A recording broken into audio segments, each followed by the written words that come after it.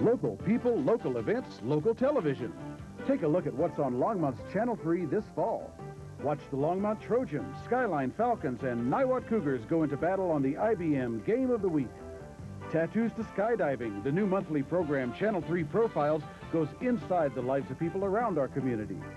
Host Nada Fisher highlights city programs and services on City Scene. Watch these and other great programs on Channel 3, the Longmont Channel. Are you in a hurry and not willing to stand in line at the bank to get a little extra cash? No problem. At First National Bank of Longmont, we have 6 convenient ATM locations to serve you 24 hours a day, 7 days a week. This means you can get cash anytime. Of course, there are no ATM transaction fees for any First National Bank of Longmont customer. This is just one way we can show you that we are here for you anytime. First National Bank of Longmont, member FDIC, equal housing lender. Hi, welcome to Rocky Mountain Paint and Body. My name is Casey. How can I help you today? Since 1970, Rocky Mountain Paint and Body has been a family-owned and operated business in Longmont. We pride ourselves on being not only active in the Longmont community, but also for our exceptional customer service. We offer written warranties and use only high-quality DuPont paints. We come trusted and recommended by insurance companies and dealers. What we offer is quality, service, and integrity. Let us help you get through the insurance maze.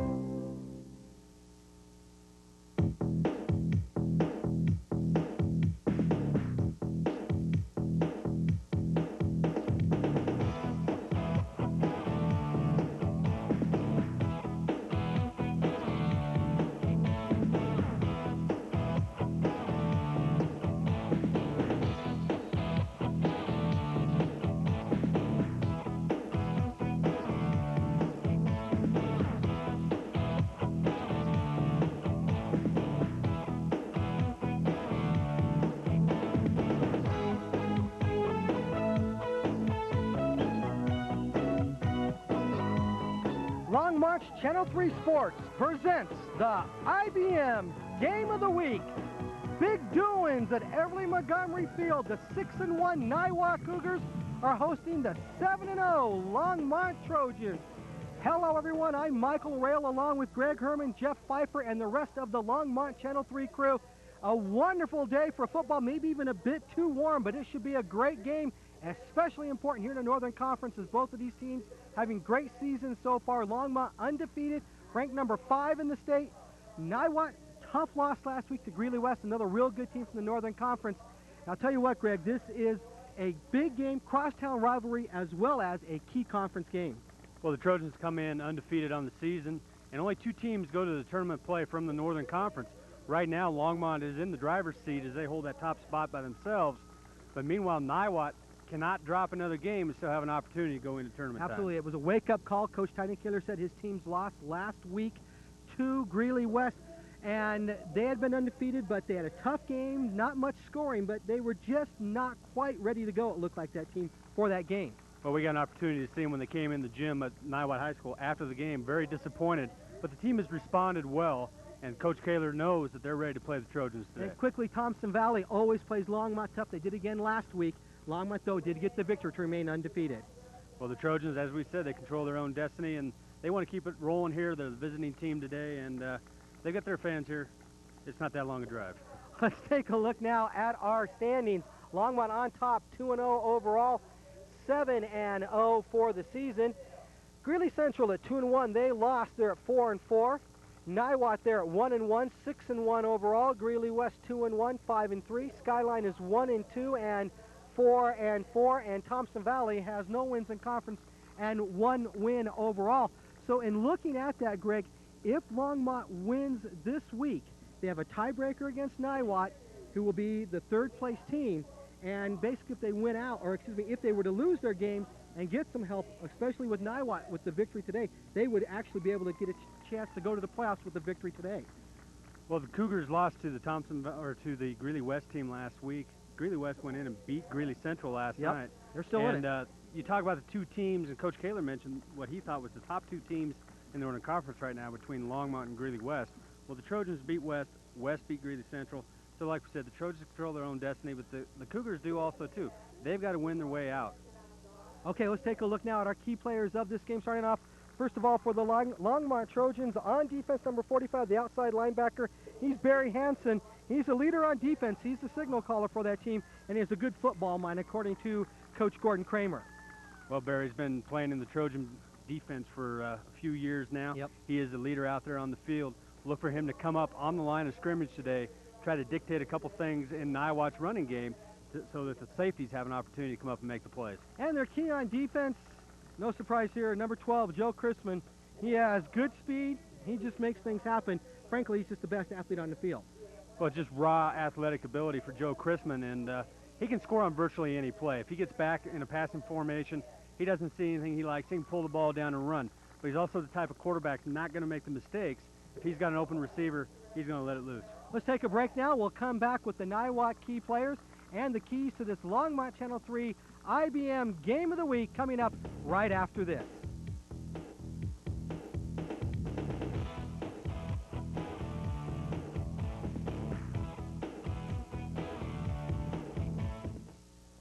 For the best bargains under the sun, it's the Front Range Indoor Flea Market. 20,000 square feet of collectibles, antiques, and new furniture, like these orthopedic Type 2 mattress sets starting at $169. Fully assembled chest from Purdue Woodworks starting at $49.88. Dinette sets starting at $139. Sofa love seat sets from $489. Unbelievable deals 7 days a week at the Front Range Indoor Flea Market, 1420 Nelson Road, just off the Diagonal Highway. At Herbert Motors in Longmont, we've set our goals high with a commitment to provide every customer with the highest level of service in the automotive marketplace at no extra cost to you. Before, during, and after the sale, Herbert Motors is dedicated to your complete satisfaction. We call it red carpet treatment. And at Herbert Motors in Longmont, it's not just a slogan, it's the only way we do business. Experience red carpet treatment for yourself. Stop into Herbert Motors on the Diagonal at Sunset in Longmont. Most people know that chiropractic treatment can relieve pain resulting from a job-related injury or auto accident. But at Stately Chiropractic, we do more than just get rid of pain. We're a holistic healthcare practice concerned with your family's total wellness. We concentrate on keeping your family healthy and are successful in treating many common ailments such as ear infections, migraine headaches, and chronic low back pain. Enjoy good health and call us today at Stately Chiropractic.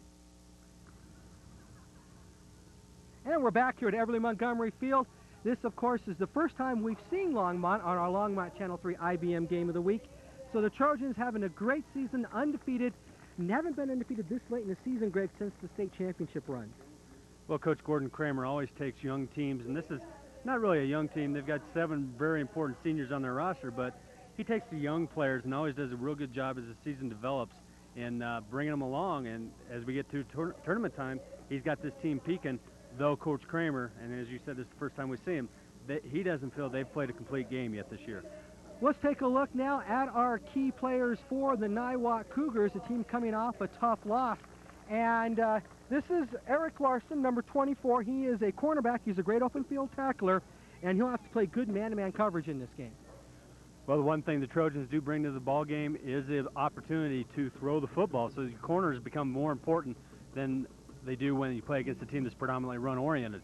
But the Trojans also with Chris Wing back at, or Sean Wing, I'm sorry, right, at the running back position, also can bring that ball around the corners. He's a big guy. You got to have a good tackler on the corner. And the key on offense for the Niwot Cougars, number 72, Todd Hawk. He'll need to pick up the linebackers, and he's also a vital part of that offensive line, which will be tested today. We always know Longmont tests team's offensive line. Well, Longmont's forte is run-stop, and the Trojans always been very good at it, so it requires good offensive line play. Hawk at the right tackle. He's probably going to have Barry Hansen lined up right over top of him, so that's going to be key for them to do a good job today. Let's take a look at our keys to the game. First of all, we'll start off with the Longmont Trojans. Number 1, the Longmont Trojans, Coach Gordon Kramer is a big fan of execution. He likes to play well on an offensive line. And as we said, they have yet to have a complete game this year, so the Trojans want to be able to put together a complete ball game. And number 2, they, of course, want to pursue the football. They need to be aggressive and physical. Well, they want to chase it down. They do not want Niwot to have an opportunity to get a running start on them today. And let's take a look now at our keys to the game for the Niwot Cougars in home green this week. Number one, the Niwot Cougars, they want to control the tempo of the ball game.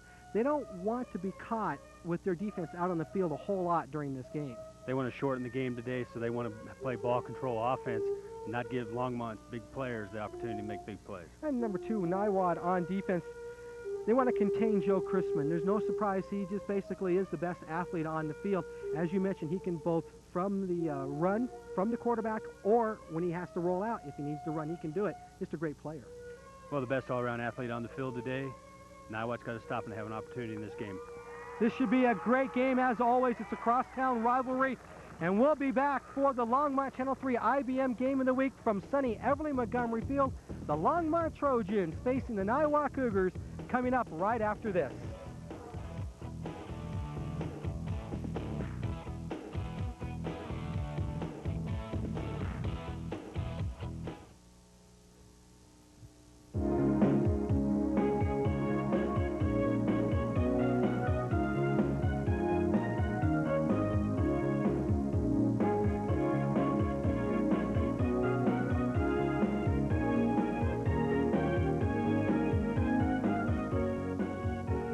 Gift that always fits and the one they wouldn't want to return. Call Visual Impact Photography today to schedule your uniquely different portrait for this holiday season. Getting subtle hints from the man of the house? Finding little clues about what your golfer might be wanting? Then come to Golf USA, where you'll find all the name brand golf items he dreams of at discount prices every day. Oh, you must have read my mind. Before you go to play, come to Golf USA. A beautiful smile is one thing you can wear your whole life. And Dr. Richard McManaman has been helping make beautiful smiles in Longmont for over 20 years. Effective and affordable, modern orthodontics will improve the health and longevity of your teeth, whether you're young or old. Dr. McManaman offers free consultations, plus convenient evening hours and flexible payment plans. Call 772-7722 for an appointment or visit Dr. McManaman in the Centennial Shopping Center next to Safeway in Longmont. And we're back here for the Longmont Channel 3 IBM Game of the Week. Longmont Trojans actually in the white this week against the Niwot Cougars. Again, this is a huge football game in the Northern Conference, a lot of ramifications, but as we talked about, a big game for Longmont. Basically, if they're able to pull this thing out, they should have wrap up a chance to go to the playoffs with a victory today. They've already taken down the team from Greeley West. They have Greeley Central next week, and that would be the one team that could possibly catch them if they beat the Niwot Cougars. And then the Trojans finish up the regular season with a Saturday afternoon game against the Skyline Falcons in another crosstown rivalry. Yeah, Skyline won their first game in conference against Thompson Valley last night our time. Today, first win they've had, I think it's 26 conference games, so congratulations to the Skyline Falcons for getting off that and getting themselves a conference victory. We're about ready here for the start of this football game. And the Trojans sporting a little different look for visitors' jerseys, all white today. Usually have the blue pants. Aaron Garcia is back to receive, and he fumbles the ball, bounces up into the crowd, and whoever grabbed it was down. Wing, yeah, had his knee down, so that is where the Trojans will take over. You look like he might have lost that ball in the sun there, as he had his arms on, and all of a sudden he just looked dazed and confused. Yeah, just let it go right through. Take a look here at our starting lineups for the Longmont. Offensive line, Matt Rogers, Jason McKee, Nate Kelly, Keith Gertizer, and Seth Holland. And we'll get the backfield here in just a moment. 1st and 10, ball is at the 13-yard line. Chrisman, the quarterback, calls the numbers, hands the ball off, and a short gain there. Well, I guess about 5 or 6 yards on the run. Number 81 for the Trojans, Aaron Garcia. Well, Aaron lining up in the backfield as the Trojans go to the double tight with the I formation. You see the Longmont backfield here. Tight end Chris Spahn, Aaron Garcia, who we lined up at tailback that time, Matt Magley, wide receiver, B.J. Nielsen, the other wide receiver, Joe Chrisman, the quarterback, and Sean Wing, the tailback. Usually they run the one back in the backfield, but Coach Gordon Kramer said they were going to have a few new wrinkles for this ball game, and it looks as though that'll be Garcia in the backfield. Chrisman rolling, looking, has a receiver wide open, and through the hands of number 46, Chris Spahn. Spahn had the ball, was a little bit higher. Again, one of those we like to say, Greg, where you got to pull that one in. He had a huge gain in front of him. Well, the ball was high. Tight ends, big pads, have a hard time getting their arms up. And take a look here at the Niwot defense real quick, Greg. Purcell, Longseth, Strong, McChesney, and Miller. And the backfield, Doucette, Edstrom, Larson, Vigil, Ross, and Davies. So 3rd down and 4 for the Longmont Trojans. Ball just inside the 20-yard line. Chrisman on the option keeper. Oh, boy, they split right away from him. He gets a block. He's going down the sideline. He's at the 50. No one will catch him. 40, 30, 20, 10, 5. Joe Chrisman. 81-yard touchdown run on the 3rd play of the ball game. Gives the Longmont Trojans a 6-0 lead. It looked almost, Greg, like that was a broken play at the line of scrimmage, but the Niwot Cougars did not bring out one of their linebackers or defensive ends to pick him up. And once he turned the corner, no one had the speed to catch him. Well, what happened there? The play starts out. It looks like Chrisman loses the ball. The tackle shoots into the hole. Then the linebacker Purcell over-pursues to the inside. Chrisman able to break out to the outside, and he's off to the races. No one's going to catch Chrisman when he's in open field. Yeah, once he gets to the open field, you got to have some serious speed to catch up to him. So the chance here for the conversion for the Trojans early on. The kick is up, and it is no good. Might have been blocked at the line there. Well, once again, Michael, let's go back to this play. And Trojans look like they may have mishandled the snap just a little bit. And as soon as they did, the Niwot offense or defense over-pursued to the middle of the field, and that gave Chrisman the opportunity to get outside. The wide receiver on the right side of the field did a good job running his cover man off the ball, and by that time, once he got the block, Chrisman all the way up the field. Yeah, it was almost like you say, it was too bad in one sense for the Niwot Cougars. It looked like it was a kind of a, like you said, a busted play that just turns out for the Longmont Trojans. Now, it looked like they were going to run the option, but Chrisman almost fumbled it. Instead, he winds up 81 yards later in the end zone for a touchdown. So Niwot has their work cut out for them already. We're just a minute into the ball game, and they trail by 6.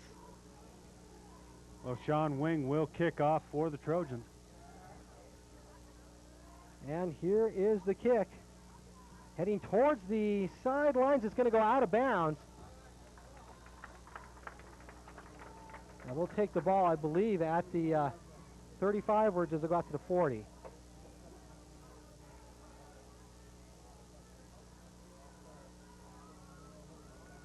There we go. It'll be at the 35, 1st and 10 for the Niwot Cougars.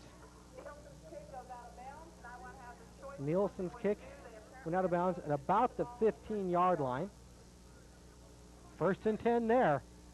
Niwot already needs to do something here on offense.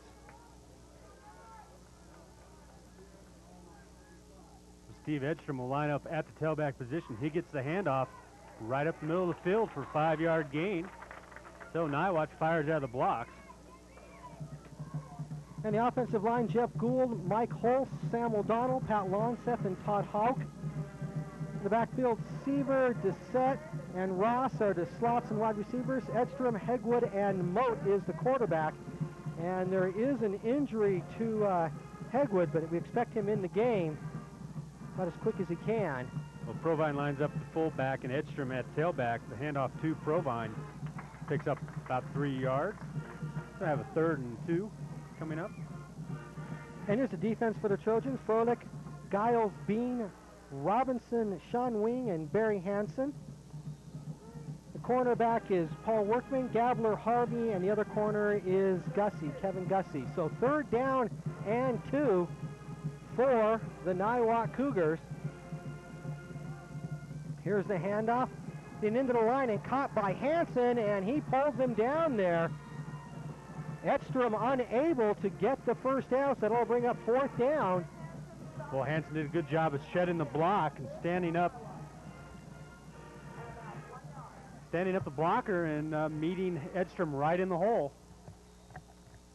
And that'll bring up a 4th down for the Longmont Trojans. Now, Jeff Jacobs is in the backfield there for Travis Hegwood. Hegwood injured his ankle against Skyline. We'll see him in this ball game, we know. Here is the snap. Oh, we got a penalty flags fly, so no play here. Gabe Amaya back in punt formation. He'll back it up 5 yards, and they'll give it another shot with a dead ball foul.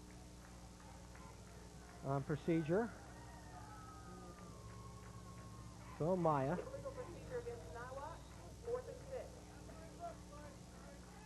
And we've got number 81 back for the Longmont Trojans. Well, Garcia had trouble on the kickoff. Let's see how he handles the punt. High kick. He's shielding his eyes. It's going to come down early. It's going to take a Longmont bounce, and it's down there by number 22, Nick Davies. So it'll be 1st and 10 from the 32-yard line for the Longmont Trojans, and they're already up in this ball game by 6 on an 81-yard touchdown run from Joe Chrisman.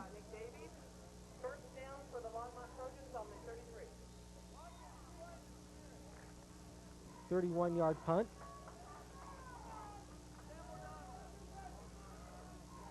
First and 10. Chrisman has Wing in the backfield. Wing goes in motion. Here is the pitch. Getting the ball is Garcia, trying to get outside. Strung out nicely, though, by the Niwot defense, and they make the play after a couple-yard gain there. Good defensive play to the corner by the Niwot defense. Well, Eric Vigil does a good job not letting his blocker trap him down inside, so he strings out the play, allows the rest of the green shirts to come in and make up the tackle. Larson with the tackle. That play really, though, was made by Vigil as he strings it out. Yeah, that's what you have to do. You have to just stay in your slot, string it out, and let one of the pursuit guys come and pick it up. Second down. Hand off. No, they keep the play. Chrisman has it. Under pressure. Slides around. Gets very close to the line of scrimmage. But Doucette was not going to let Chrisman outside of him. So works him to the sideline. Pushes him out. But Purcell got to have nightmares already about Chrisman as he's swung and missed for him twice. No gain on the play. It'll be third down and 8. Now the Trojans' 6th play from scrimmage. Third play they scored on. Another third down situation.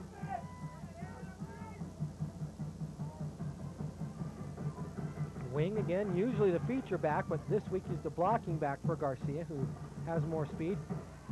Chrisman's going to keep it on a quarterback keep, or else he didn't get the handoff that he wanted to Wing. Whatever the outcome is, fourth down and about 5 for the Longmont Trojans, 4th and 4.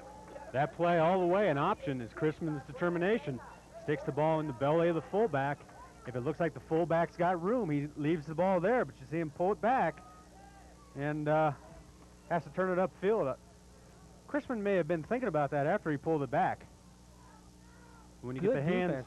Michael, when the hands are on top or bottom like that, that is an option play. That's how you put the ball in the belly in case you do have to pull it back. So the Trojans with their first kick of the ball game. The kick is away, comes from number 14, Earl. Ball bounces, takes the Trojan bounce, but not much, down to the 25-yard line. 37-yard punt. No return for the Niwot Cougars, as both these teams now settling in. 1st and 10 from the 25 for the Niwot Cougars, and Mike Moat comes out with his team. Moat, a young quarterback for the Niwot Cougars, just a sophomore, but Tiny Kaler likes him, says he can throw the ball. And very fundamentally sound, and the one thing about a young quarterback, doesn't get rattled when he gets a lot of pressure. Fundamentally keeps his poise And for the most part, the Cougars have done a good job protecting Moat this year. They got their wake-up call last week against Greeley West. And really the whole Niwot team struggled in that ballgame, Moat included. And another big matchup here for the Cougars. There's Moat rolling out. Oh, just outside. Had the receiver open. Was trying to get it into Aaron Krause. Tough play there as you're going with the flow. You're running out with the receiver. Quarterback does not have an opportunity to set the feet. And as he does that, the ball has a tendency to float away from the receiver. So Krause will come out of the game. 2nd down and 10. Edstrom's going to be a single back. And it doesn't look like Hegwood's going to be in this game very much, if at all. Moat again looking, has a receiver, bounces around, and it is dropped. Christian Doucette had the ball in his hands 3 times. Well, Doucette and Ross both in the same place, same time. Ball really looked like it was thrown for Ross. But Doucette, all conference, he's going to make himself a catch there. A little juggling act, can't pull it in. So that will bring up 3rd down and 10. Edstrom's going to check out of the game, and checking in will be number 26, Edstrom, or Hegwood. Hegwood in the game. Looked to be running pretty good in pre-games. They were going to try and get him in as much as they could early to find out what he has in the block right now. They have a set up a play here. If they can get the block, they couldn't. And we're going to have penalty flag fly. I'm not sure why. They got the ball out to David Ross. Did you catch the tackler on that one? The tackler was 33 James Gabler for the Trojans, and it looks like maybe he was held on his way in at 73. Legal block in the back. It looked like that's what it was. They're going to call that a legal block as he got 2 hands right in the middle of the small of the back, and really propelled him into Ross for the tackle. Yeah, that play is declined. So the penalty is declined. It's 4th and 10, and Niwot again will kick. Amaya back to do the honors, kicking to Garcia. Garcia shortens up his drop this time after the last short kick.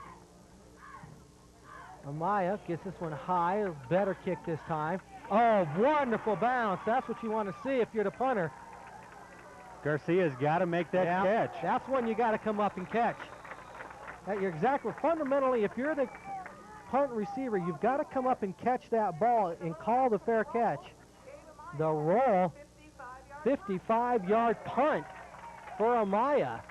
No return. And 15 yards of roll because that ball was not caught in the air. And Garcia just not coming up real aggressively. Now, I can understand being afraid you might, you don't want to get hit or anything. You don't want to fumble the football, but you can call that fair catch and hold on to that ball. Save your team 15 yards in field position. Now the ball, instead of at the 35, is at the 19-yard line, 1st and 10 for the Trojans. And they hand the ball off to Wing, and Wing is pulled down. That's about a 2-yard gain. Well, maybe only a yard on that play. It'll bring up 2nd down. Niwot defense just doing a good job of standing up the Trojan line right there. Niwot's defensive line, really a very physical group. We saw that against the Skyline Falcons, where they just took away Skyline's running game in the middle of the field. And right now, the Trojans not finding any room in the middle. Well, talking to Coach Gordon Kramer, he said they were actually giving away a few pounds along that offensive line to the defensive line of the Niwot Cougars. That doesn't happen very often to the Longmont.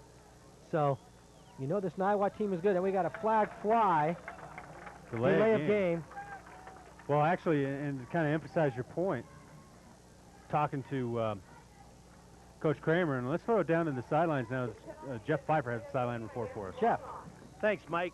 Niwot's number 66, defensive tackle Pat Longseth, just dislocated his right shoulder. To show you how tough these kids are, he put it back in himself. He popped it back in himself. They're rubbing it down and trying to get him back in the ball game. Back to you. Wow. Dislocated shoulder. I'm at the hospital. Longseth's trying to get back in the game. 2nd down and 15. No, 14 we'll call it. Crispin looking to throw, under pressure, sacked. Never had a chance on that play.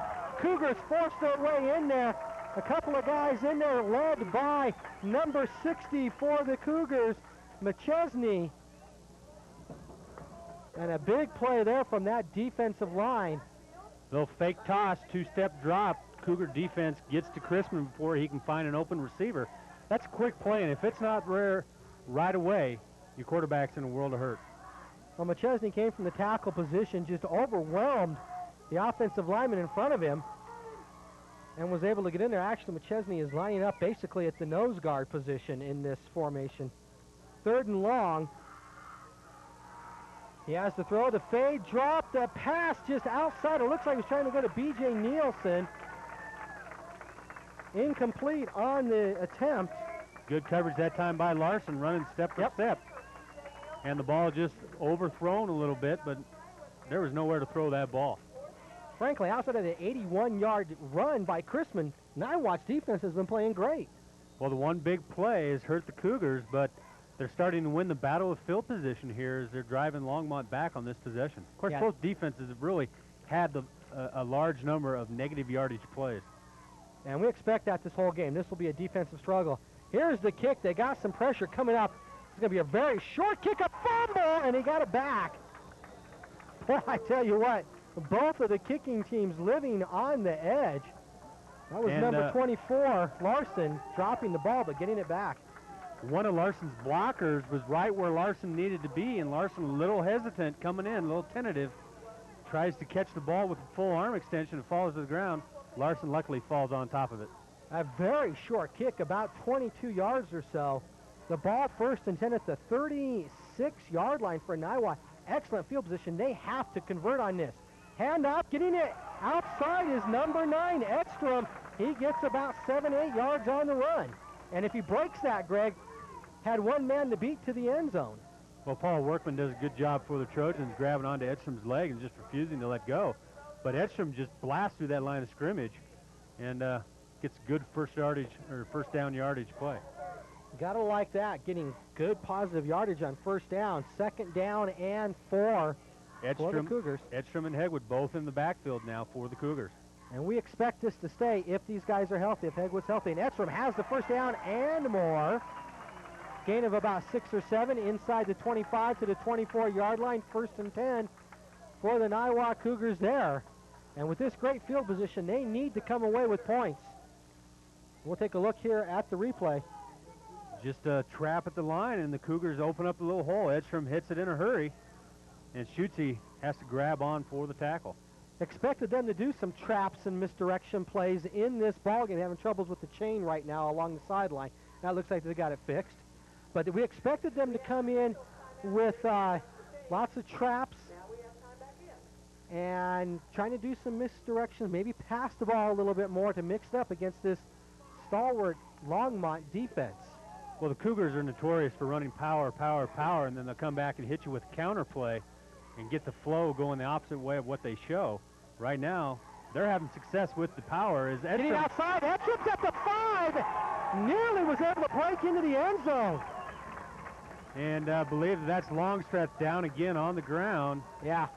And the shoulder once again. So, as you see it here, Edstrom just works his way through the pile, keeps the legs moving. Harvey can't pull him down, breaks the tackle. Down to the 6. Workman there saved the touchdown. Longstreth comes out again, favoring that shoulder. And, of course, we'll know from Jeff here in a moment what happened here. First down and goal, ball at the 6-yard line for the Niwot Cougars. Full house backfield, hand the ball off to Hegwood, and he gets a yard or 2 on the play. Let's go back to Longstreth real quick. When you dislocate your shoulder, you have a little fumble. We had a fumble on the play. Sorry, Greg.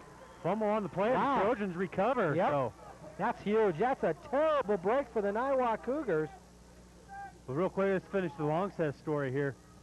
You have a little ball on the joint there that actually comes out of place, and that creates trauma to the ligaments. And when you put that back in, you're basically stretching those ligaments again to put it back in there. So you've had trauma. That area, when you have any kind of trauma like that, becomes very sensitive. So anytime Longstreth is going to get hit on that, it's going to be tender today. So if he continues to play, you'll probably see him in some pain on numerous occasions. A huge turnover there. I did not see that. It was in the pile there. The turnover very costly. Hand the ball off, and Garcia gets it. His had about 3 yards of nobody around him, then all of a sudden he got popped. Well, Christian Doucette just fills the hole, and when he fills it, Garcia's got nowhere to go but down. You see it right there, just wow. boom. He got smacked and then smacked again as he was going down. Good defense, and you see that excellent on-field camera there. Thanks to Tom for that. 2nd down and 6. And off again to Garcia. Garcia trying to get outside. He is met, though, in the hole by Eric Vigil. Nicely done by Vigil, a little guy. He's only 160 pounds, but he comes up from his secondary position, fills the gap, and basically just allows just a 1-yard gain on that play. Well, Garcia looks to have a lot of speed, but not a lot of running room, and once he gets hit, he is taking some shots. 3rd down and 5 after the huge turnover inside the 10-yard line for the Niwot Cougars. They need to hold here on defense right away. They're going to do the option there. Chrisman has it, slides away, gets outside and gets the first down to the 20. A gain of about 10 yards on the play. And if Chrisman is able to keep his feet moving just for about a second more and break through that final tackler, it's another long run to the end zone. No one was around him. Well, you see right there, Purcell turns him in, but when his own guy brushes him off before he can come up and make the tackle, it looked like it might have been, was it 71 that might have been, or 73 that might have been there and knocked Purcell off the play. So that hurt Niwot and gives Longmont the first down at the 20-yard line. 1st and 10. Chrisman rolling, looking, throwing, has his receiver. It's Nielsen, and he has first down yardage to the 33-yard line.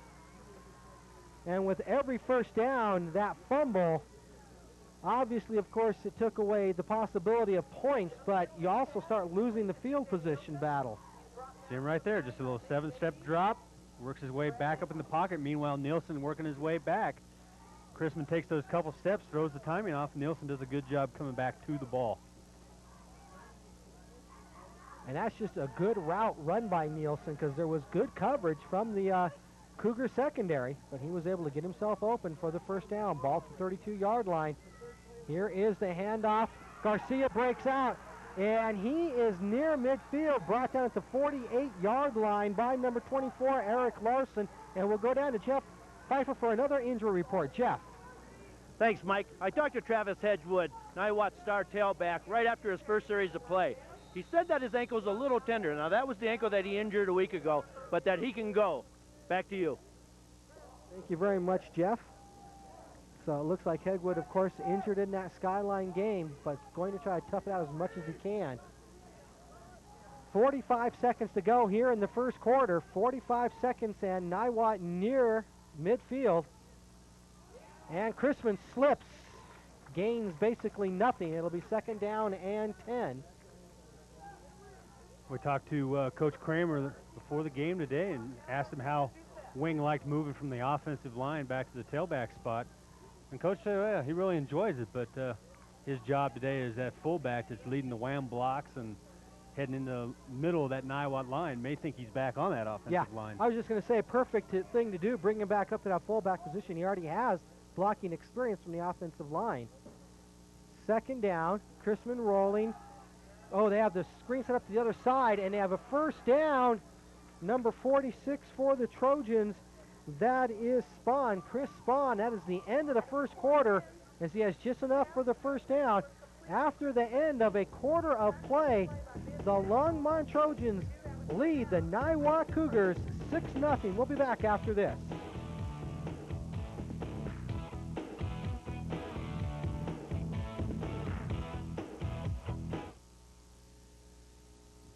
Look at these beautiful dinette sets.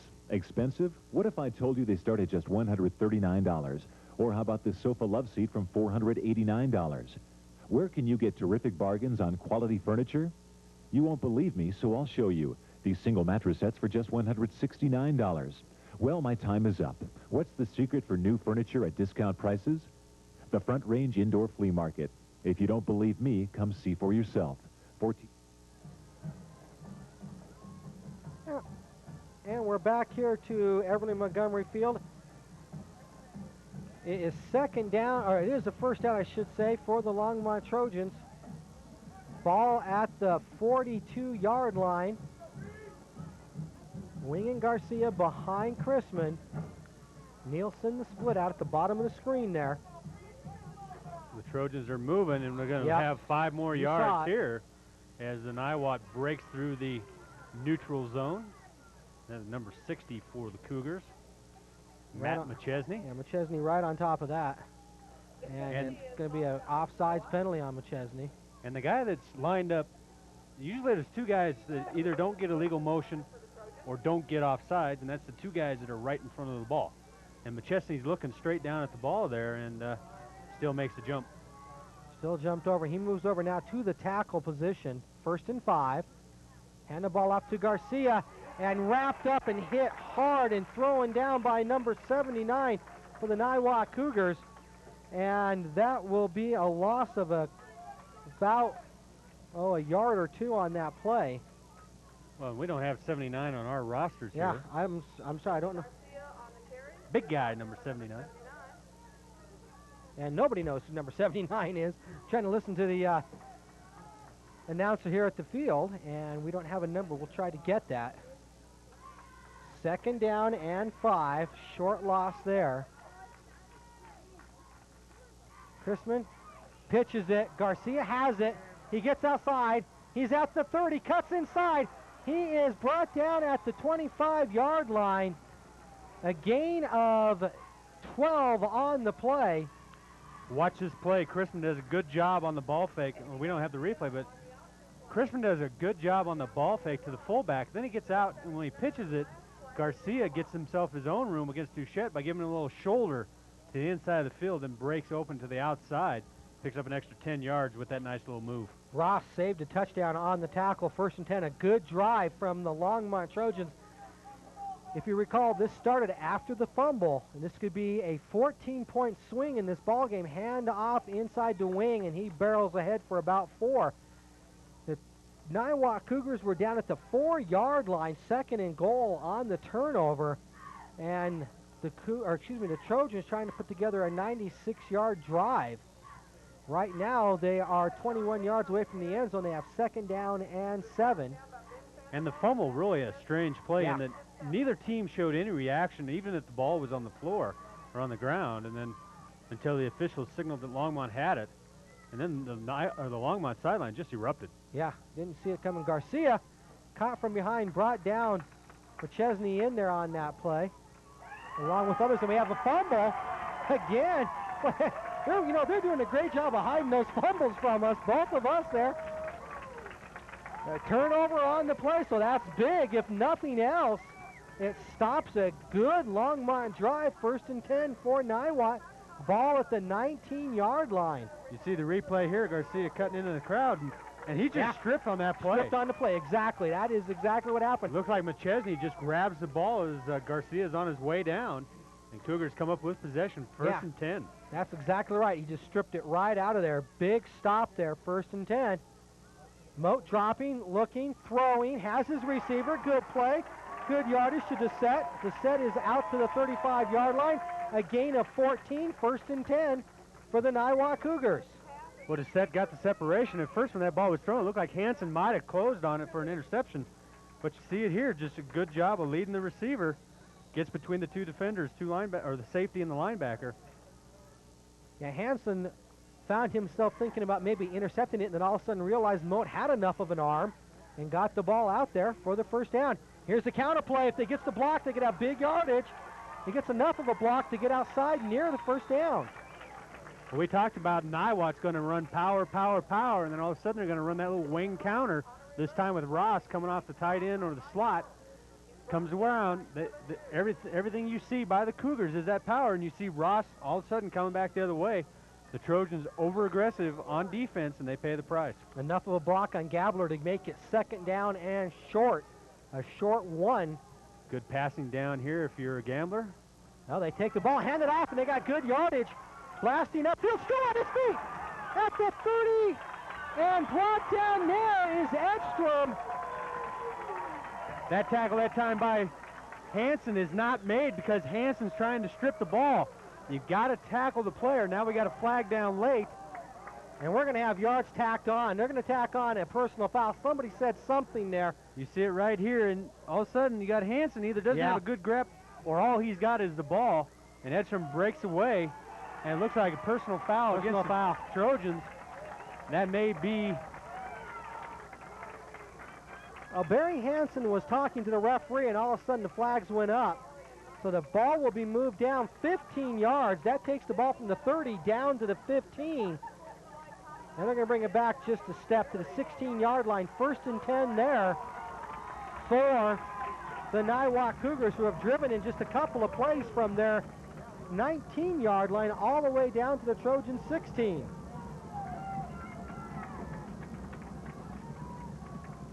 Here's a handoff again, blasting outside, getting good yardage. Edstrom. Well, Edstrom's just doing a good job of putting his head down and keeping the legs churning, and he is causing the impact. One of those guys, he loves to have that contact. He doesn't care. He just runs into people. You got to go low, as you talked about on the play prior where you had the big long run. You got to bring that guy down at the feet, at the legs. You can't try to tackle him high. He'll just run right through you.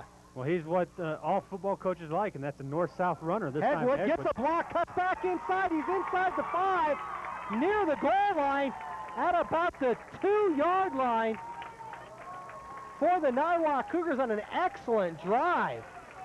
Well, we saw the Cougars do this to the Skyline Falcons. They'll pound it up the middle. Then they're going to toss it out to the speed back. Hegwood, bad ankle and all, still has enough speed to get the corner. Hegwood on a good ankle might have been able to get that one into the end zone, but as it is, the ball is at the 2-yard line, 1st and goal. From there, they have that full house backfield with Hegwood in the backfield. Hand off to Edstrom. He is met at the line, bounces off, and will score a touchdown. Went right into the line. He hit, bounced off. Nobody out there for the Longmont Trojans. And I tell you what, everybody just thought that, hey, he was down somewhere. Instead, he's in the end zone for the touchdown. Edstrom goes in and watch it from ground level here. Well, if you'll see it, he just runs into the back of his lineman.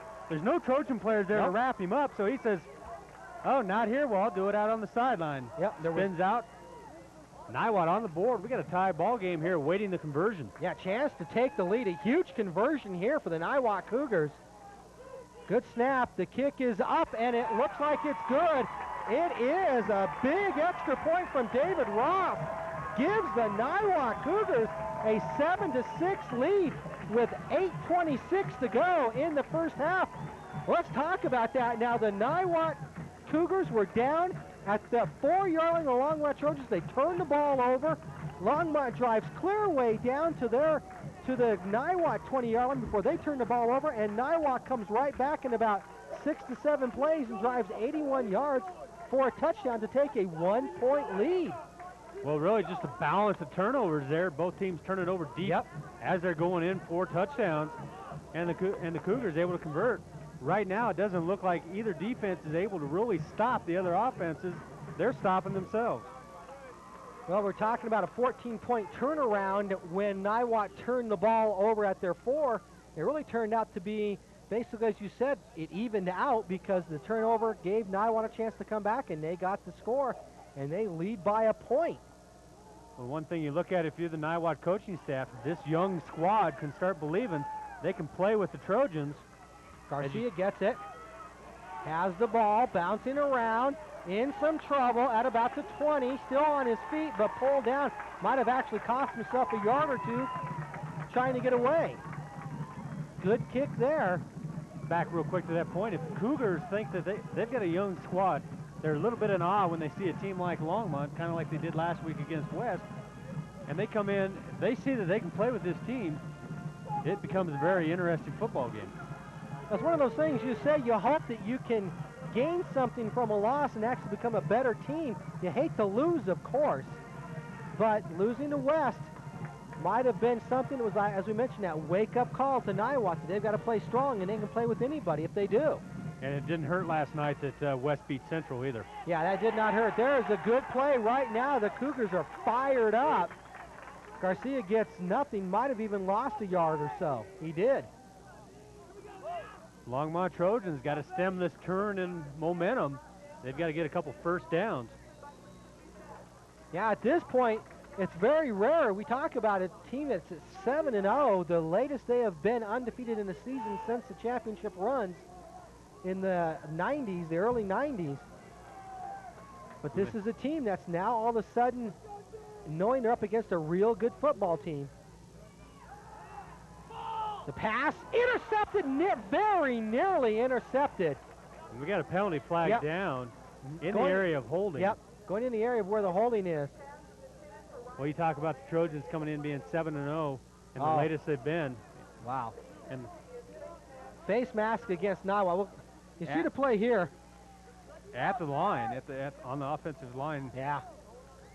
And that's a personal foul. They're going to mark off 15 yards, and it'll be a first down for the Longmont Trojans. A tough time for that. You talk about the Trojans and the undefeated this late in the season. They had 3 teams that went undefeated in the 90s, ending in 92, I believe it was. And none of these players were there for that, so a new experience for them. Yeah. But not for the coaching staff. Not for the coaching staff. A great coaching staff the Longmont Trojans have. And, you know, Niwot Cougars putting together a real good one as well.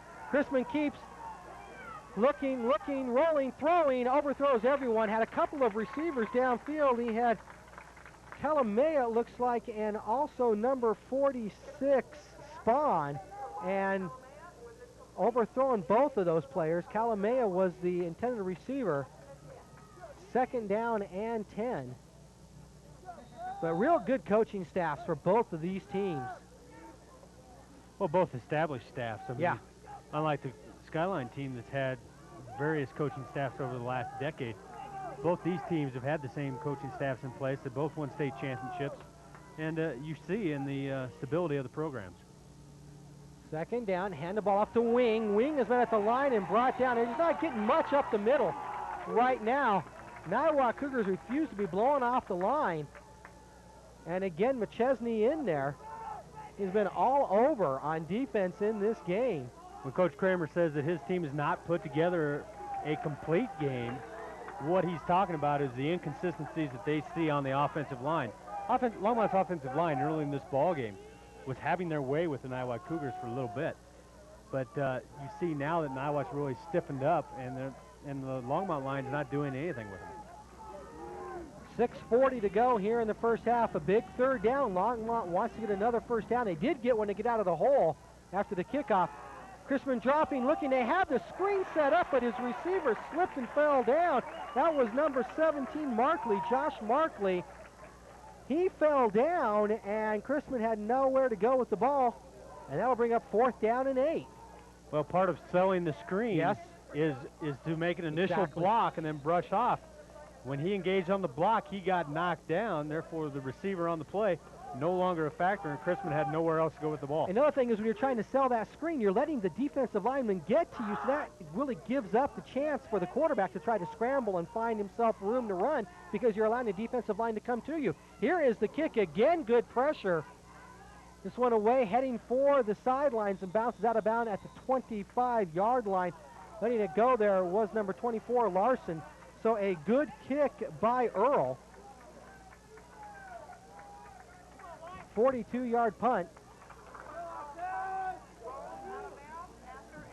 Very exciting game, just what you expect to see in a crosstown rivalry.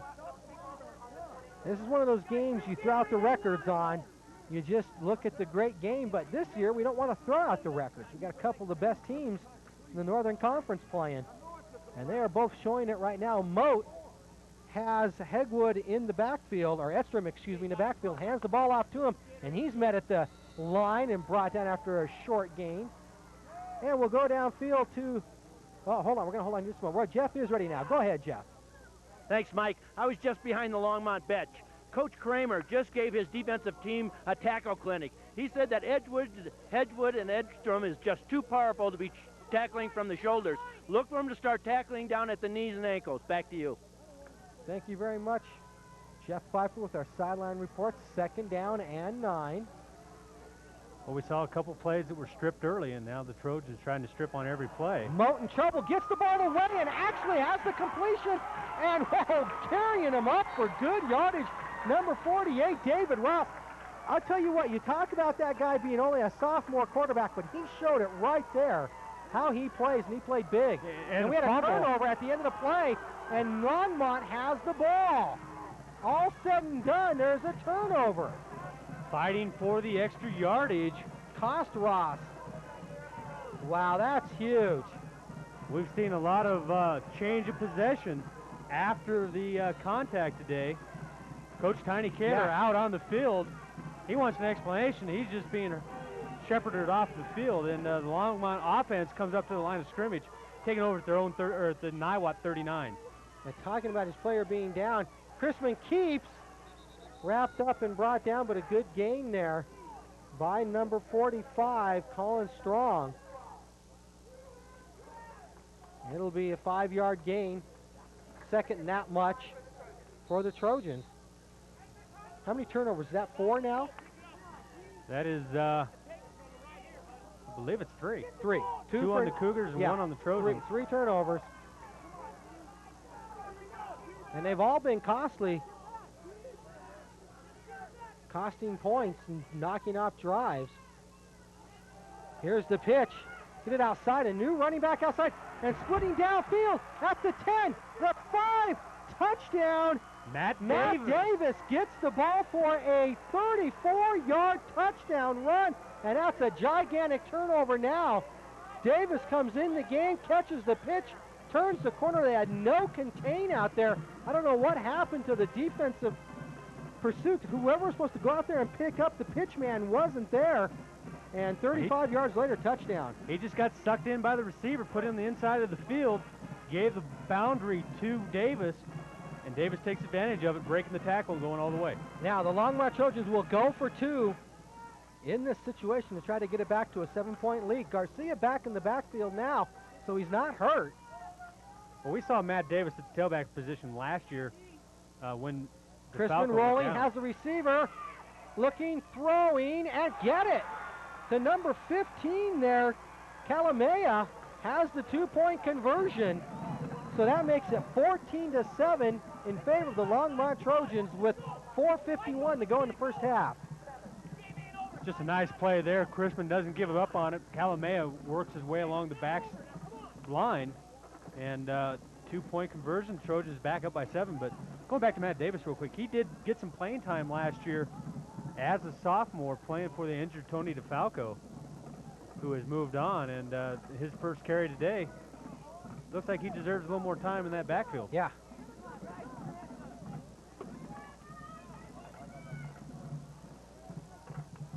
We'll be right back after this on the IBM Game of the Week.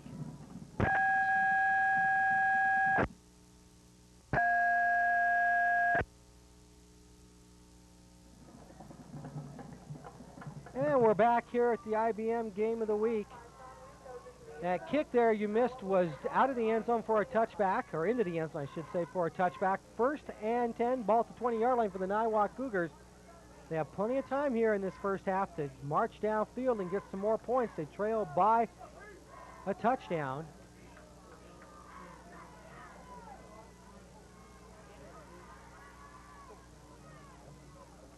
Here's the play. They hand the ball off. And getting upfield is Hegwood. About a 3-yard gain.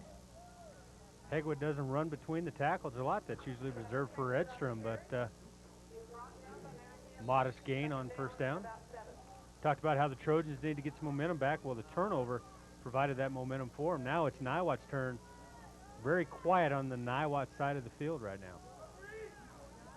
Yeah, they look to be in such great shape with a 1-point lead, moving the ball. And then the turnover. 2 plays later, another touchdown. Another big play. Pressure away. They get the ball outside, cutting upfield, and getting the first down is number 26, Hegwood. You see a good shot of him there. Running pretty well, even with that tender ankle. A good job by Moat here as you got a safety blitz coming up the middle by Jeremy Rode, who just comes up the middle. But a good 7-step drop by Moat, buys himself some time, and first down play. Good yardage for the Cougars. 1st and 10. Moat, they do the counter. And fighting for good yardage is Christian Doucette. Well, as the offensive coordinator, you want to look for things that have worked against the Trojan defense. That's the second time they've run that wing counter, this time with Doucette, previous time with Ross. Decent yardage both times. Coach Kramer had talked about it before the game, though, that that's one of the plays that they always look for when they watch the Cougars. Yeah, Cougars are famous for that little play, that counter play. Here's the handoff to Edstrom, trying to bounce outside, but this time wrapped up by 3 Trojans.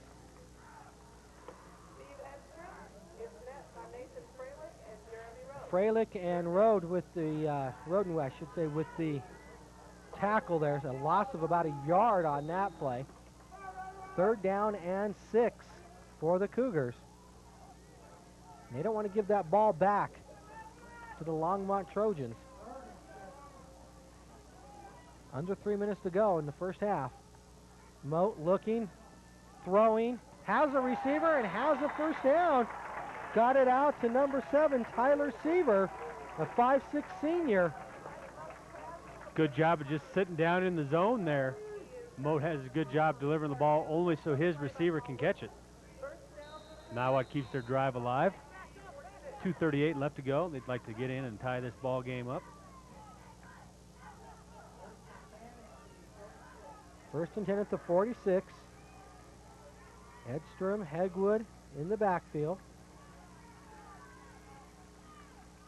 Hand the ball to Edstrom, and he's going to get held up and stopped after about a 2-yard gain. And we'll head down to Jeff Pfeiffer once again on the sideline. Thanks, Mike. Niwot's number 60, defensive tackle, Matt McChesney, has suffered from a bruised rib on the right side. The trainer has told me they're going to wrap it at halftime and get him back in there. He's a big part of this defense. Back to you. Yeah, losing McChesney would be huge for the Niwot Cougars, so we'll see him get wrapped up at halftime. You couple that with the injury to Longseth, and that's 2 of their big studs in the middle of that defensive line. 2nd down and long. Moat looking, throwing deep. He has a receiver. It's caught. Number 7 again, Tyler Seaver, has the ball down inside the 20. And a reception there of about 30 yards on the play. Well, that's just a good job by Tyler Seaver there adjusting to the ball. Moat gets back, throws it on a timing pattern, and you see that Seaver there just going out of bounds, but he made a good adjustment back to the ball. It was covered on the inside. Moat throws it over the outside shoulder. Only his receiver can catch it. 36-yard pass reception for Moat to Seaver. He's had a good drive, couple of good catches here. Moat looking, rolling, throwing, has a receiver, but could not get it out there. Was trying to get it to David Ross, who had broke free. He ran past the linebacker, but unfortunately the linebacker held him up just enough that he wasn't able to adjust to the ball. That was number 44 for the Trojans, Harvey, who did that. Well, Harvey, the safety back there, gets sucked in on the play action there. He gets sucked in, and he sees that Ross is running by him. He just says, whoa, grabs a little bit of Ross, gets turned around, the ball overthrown, but Ross was breaking in the open. Yeah, Ross would have been there had Harvey not held him up. 2nd down and 10. Hand off to Edstrom. He breaks through, still on his feet, still bowling ahead. This time he's stopped, though, and pushed back, but good yardage again. We think back to Jeff's report about the Trojans concentrating on tackling lower. One of the things that when Edstrom comes into the line of scrimmage, he puts his shoulders down, so really the only target area you have on Edstrom is the shoulder pads. As soon as you grab onto the pads, he stands you up and keeps those legs churning, and he is short and powerful, and he just keeps pushing you back into the line of scrimmage. 3rd down and 6, 1 minute to go in the first half. Moat looking, the fade pass, it is knocked away. They're going to call interference. That's going to be a bang-bang call there on number 31 for the Longmont Trojans, Workman, as they were trying to get the ball to Tyler Seaver. And we'll see here a chance to see the play from ground level. Well, as you see there, Workman is in chase coverage, which means he's going to defend with his back to the quarterback. And had he turned and looked for the ball, he probably doesn't get that call. He never turns, never sees the ball. The official makes that a real easy call for him. They'll step off the play here again. It's not an automatic out at the 1-yard line on the play. They do have to mark this off. At the 14-yard line, they'll go down half the distance and then a little bit more, putting the ball down about the 5 or inside. Well, they're going to bring it back here now. About 7.5 yard line. Yeah. So it'll be first and goal there. With 55 seconds left to go in the half, Niwot trying to even this score right in scoring territory in the red zone. They're in the red zone. They did have a turnover in the red zone in the first quarter. The referees hold things up here. And it is a first down, and it is first and goal. They've got it all straightened out now. Niwot has 55 seconds. They have their timeouts as well. Full house backfield. Last time they were in this formation, they did a little quick pitch to Hagwood, got him on the corner. They're going to throw the ball. Murph gets it away. It's caught. This may be a pick play here, Michael. Yeah, it's going to go against Niwot. They're coming back. He did not get in the end zone. I believe they're going to call a pick. Holding against Longmont. Well, they'll decline it more than likely because they have the ball. I mean, there you see the goal line. He is about an inch or two away from being in the end zone, so it's half the distance to be at about the 3-yard line if they took the penalty. I expect they'll decline it and have the ball inside the 1. And that call actually was not against Ross, who made the catch. Yeah, they declined. Ross was not the receiver being held. It was the receiver you saw flashing in front of him, working to the corner. And a timeout is taken here. Life is full of can'ts, I won'ts, and I don't want to's. But think of this. A huge part of success is just showing up. Showing up for school, for clubs, for extracurricular activities. Showing up for new situations you're not completely comfortable in. Because once you get there, you'll find out that you can and you will succeed. Get involved in your life. Show up and live it. This message is another way IBM connects with kids. Once again, we'd like to thank IBM for the IBM Game of the Week brought to you here on Channel 3. Been with us from the beginning. We appreciate their sponsorship, and we hope you do too. IBM always doing a great job. Buy an IBM PC, folks. Tell them you heard about it here. Or buy a mainframe. You got that kind of money. Mainframe. Got a $500,000. Buy a mainframe. Tell them you heard it here on Channel 3. Mention our names. We will get some commission, I'm sure. We'll get something now. Okay, now short inside the 1-yard line. Here's the handoff to Edstrom. He bowls his way in the end zone for a touchdown. And the Niwot Cougars with a big answer drive. That is a huge drive from the Cougars. They pull to within a point on the dive play by Edstrom. And that's the guy's been picking up at least 2 yards to carry no matter what. And he just, you see there, the line just bowls in, no way to stop him. And this is a big extra point coming up from David Ross. The holder is number 3, Scott Larson. Well, if you're the Longmont defense, you're a little concerned because every white shirt was in the end zone. Yep. Kick is up, and it is good. Tie ball game. We've got 46 seconds left, so Longmont will try for a big return, try to get some more points on the board going into the half. You mentioned that Niwot sideline was down a little bit after the turnover. Now they come right back, and these fans are in it big time over here. Longmont fans, they know they're in for a great game, a great second half here coming up.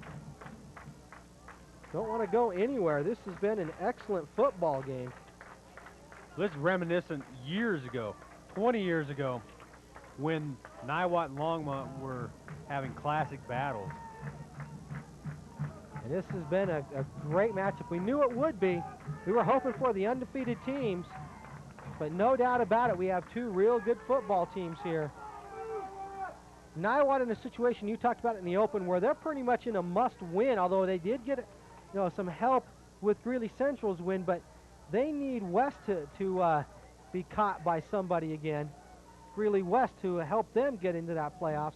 It'd be great to have both Longmont and Niwot from the 4A Northern Conference. Well, once again, only 2 teams going from the Northern Conference this year. And really only 5 conference games on the season, so yeah, you really can't afford to lose too many games. No, you can't. You can't take 2 losses. Might be one too many.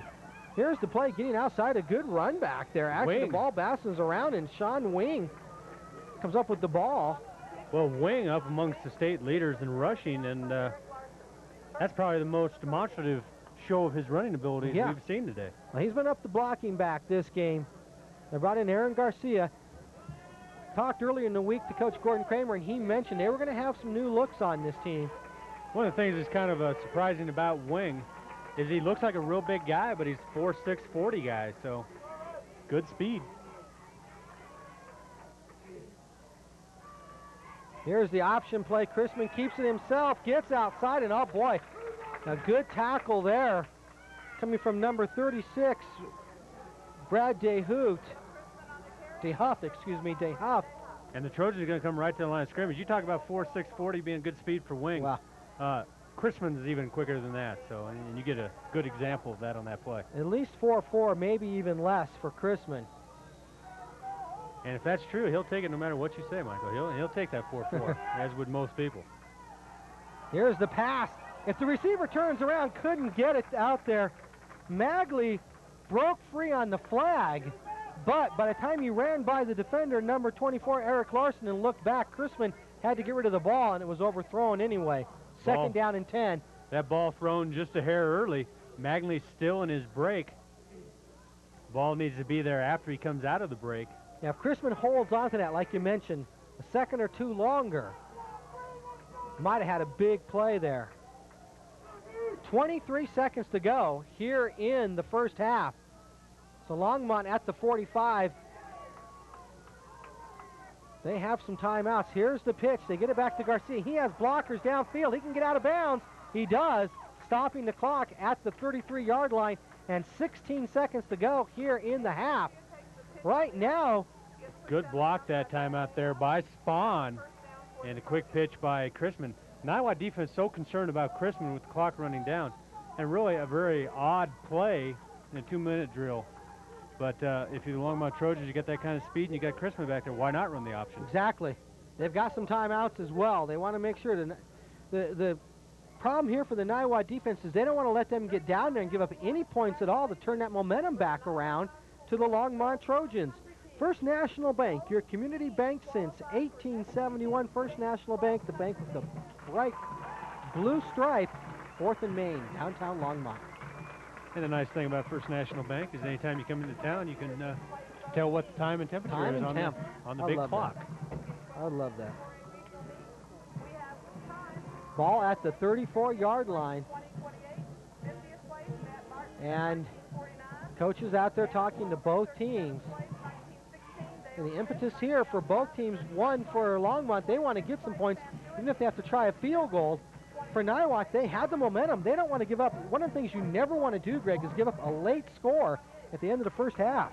Yeah, you don't want to go into the locker room having just been scored upon to have the lead or have a tie broken from you. Yeah, especially since, as you mentioned, it's a tie ball game, and they had the momentum. They're giving it up here. If Longmont gets points, especially you don't want to give up a touchdown. Chrisman, straight drop, looking, throwing, going deep, and overthrows number 15, Kalamea. That ball was headed out of bounds anyway. Even if Kalamea could have gotten to it, it was out of bounds. Well, good job that time by the Trojans. They send Magley into the middle of the field to pick up the double coverage, which leaves Kalamea out there by himself on the single coverage, and that ball just thrown out of bounds. But the Trojans, you know, they need to work the ball to the end zone only with 10 seconds left. Yeah, they got just 10 seconds left. I know they've got another timeout, which I'm sure they're going to try to save for the kicking team. So basically one more play here. If they get good yardage, probably try to field goal. If not, they'll probably go to the end zone on the last play. Here's Chrisman under pressure. Ball down on the ground. Clock running. They need to whistle it here and get a timeout called. And the last timeout is taken with 2 seconds. So this is the last play of the half. And now basically you'll just try to air it out to the end zone. If you're the Longmont Trojans, on the fumble there, recovered by an offensive lineman. But that pushes the ball clear back to just about the 40, call it the 39-yard line. So yeah, the Trojans, with keeping possession there, do take the timeout. At first I thought the possession had changed, and it's kind of an odd call for the Trojans to take the timeout. But now they still have the one shot to the goal line. Or you can always just drop everybody deep and then let Chrisman take off. Yeah, you can. Yeah, you know, you can allow Chrisman to try to run the ball, see if he can run his way into the end zone. Although I'm more inclined to say just try to air it out there. He's got the arm that can throw it 40 yards. So he'll have to throw it probably about 45 yards. He can get it down there. Send the guys down deep, but you're right. He does have the ability to go downfield and run that ball. Probably one of the best pure runners. You know, forget quarterbacks, running backs, whatever. Probably one of the best pure runners in the state right now. Well, they don't have on a Hail Mary or a Big Ben play. They don't have 3 receivers on one side, so we'll see what they do. 3rd and 15, but that's academic. This is the last play of the half. Chrisman looking, throwing. He throws short. Well, I want to give that up. That's the end of the first half. A very good first half of football from both of these teams. The Niwot Cougars go out with the momentum, tied up with the Longmont Trojans to score after a half of play. 14s. We'll be back with halftime festivities right after this on the IBM Longmont Channel 3 Game of the Week.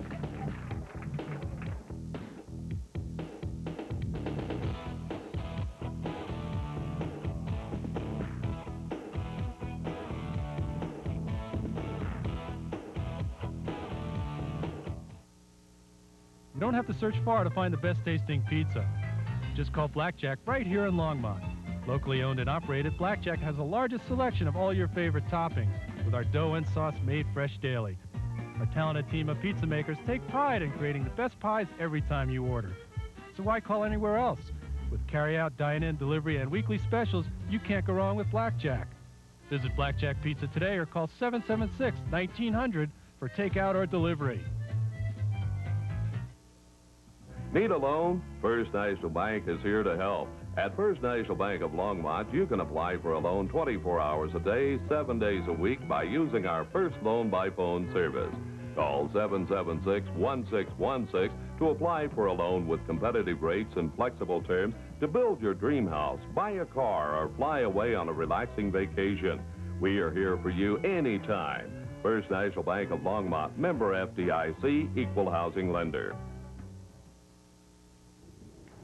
Most people know that chiropractic treatment can relieve pain resulting from a job-related injury or auto accident. But at Stately Chiropractic, we do more than just get rid of pain. We're a holistic healthcare practice concerned with your family's total wellness. We concentrate on keeping your family healthy and are successful in treating many common ailments such as ear infections, migraine headaches, and chronic low back pain. Enjoy good health and call us today at Stately Chiropractic. Channel 3 now brings you the Channel 3 Profiles, a program featuring local people living remarkable lives.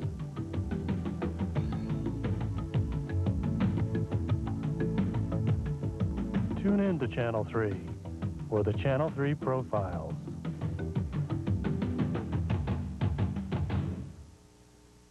At Herbert Motors in Longmont, we've set our goals high with a commitment to provide every customer with the highest level of service in the automotive marketplace at no extra cost to you. Before, during, and after the sale, Herbert Motors is dedicated to your complete satisfaction. We call it red carpet treatment. And at Herbert Motors in Longmont, it's not just a slogan, it's the only way we do business. Experience red carpet treatment for yourself. Stop into Herbert Motors on the diagonal at Sunset in Longmont.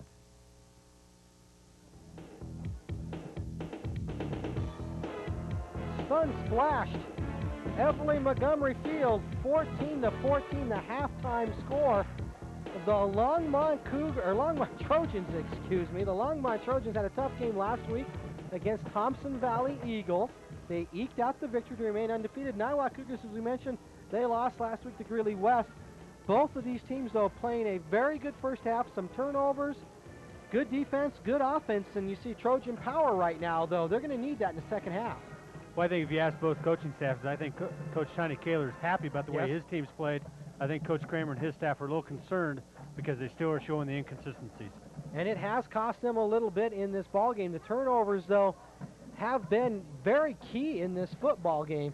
Very important turnover for the Niwot Cougars. They dropped the ball inside the 5-yard line, and it cost them a chance to score a touchdown. And Longmont was driving. They turned the ball over inside the 20. Niwot comes right back and scores. So the turnovers have been huge in this ball game. And we are tied up at 14-14 in this ball game. A good crosstown rivalry game We love to have those games, and a good effort from both of these football teams. And now again, time for our IBM academic tributes. We have a couple of them coming right back to back to you for both of these teams, both the Niwot Cougars and Longmont Trojans. We'll start things off with Joe Chrisman from Longmont High School, followed up with Aaron Patterson from Niwot High School. The IBM academic tribute.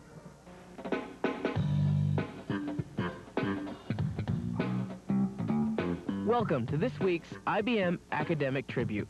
Join us in saluting St. Vrain Valley High School students for their academic excellence.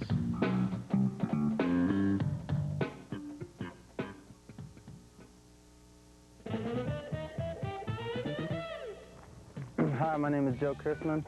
I'm a senior at Longmont High, and my GPA is 3.585. I am the varsity quarterback of the football team. I'm the catcher on the varsity baseball team. I'm a guard forward on the basketball team, and I'm also involved in National Honor Society. I will graduate in the spring of 1998, and I plan to go on to college and hopefully have the opportunity to play a sport in college. Football or baseball is what I'm looking at. Channel 3 and IBM salute this week's academic tribute.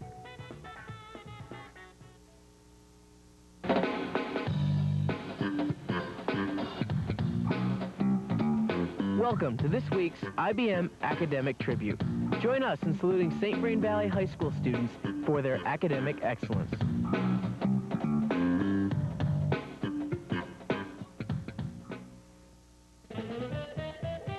My name is Aaron Patterson. I go to Niwot High School, and my GPA is around 3.9. I'm a member of the National Honor Society, and I compete in golf and wrestling at Niwot High. I plan to go on to a pre-med major and then go on to medical school, and I graduate in 1998.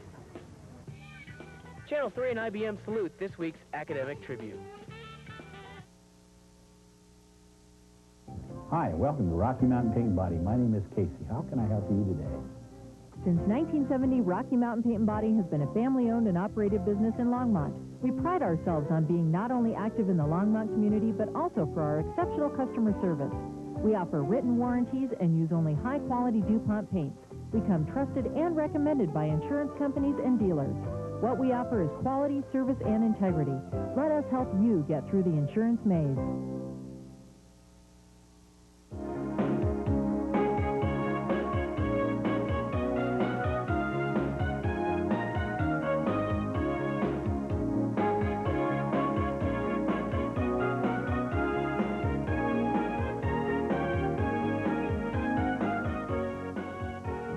Gift that always fits, and the one they wouldn't want to return. Call Visual Impact Photography today to schedule your uniquely different portrait for this holiday season. Well, here I am in the rough again. My duffer keeps trying to golf with inferior gear. He obviously doesn't know about Golf USA. Uh-oh. Golf USA has great name brand golf gear like this! Get a full set of AccuMark MP3 oversized irons, Tour Eagle genuine leather golf shoes, or the USA One, a complete set including 3 oversized woods. Hey, golf's not a water sport. I wonder if Golf USA sells flippers. A beautiful smile is one thing you can wear your whole life. And Dr. Richard McManaman has been helping make beautiful smiles in Longmont for over 20 years. Effective and affordable, modern orthodontics will improve the health and longevity of your teeth, whether you're young or old. Dr. McManaman offers free consultations, plus convenient evening hours and flexible payment plans. Call 772-7722 for an appointment or visit Dr. McManaman in the Centennial Shopping Center next to Safeway in Longmont.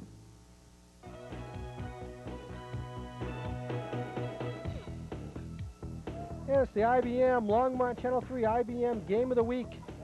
The redundancy, the Department of Redundancy there. Sorry about that.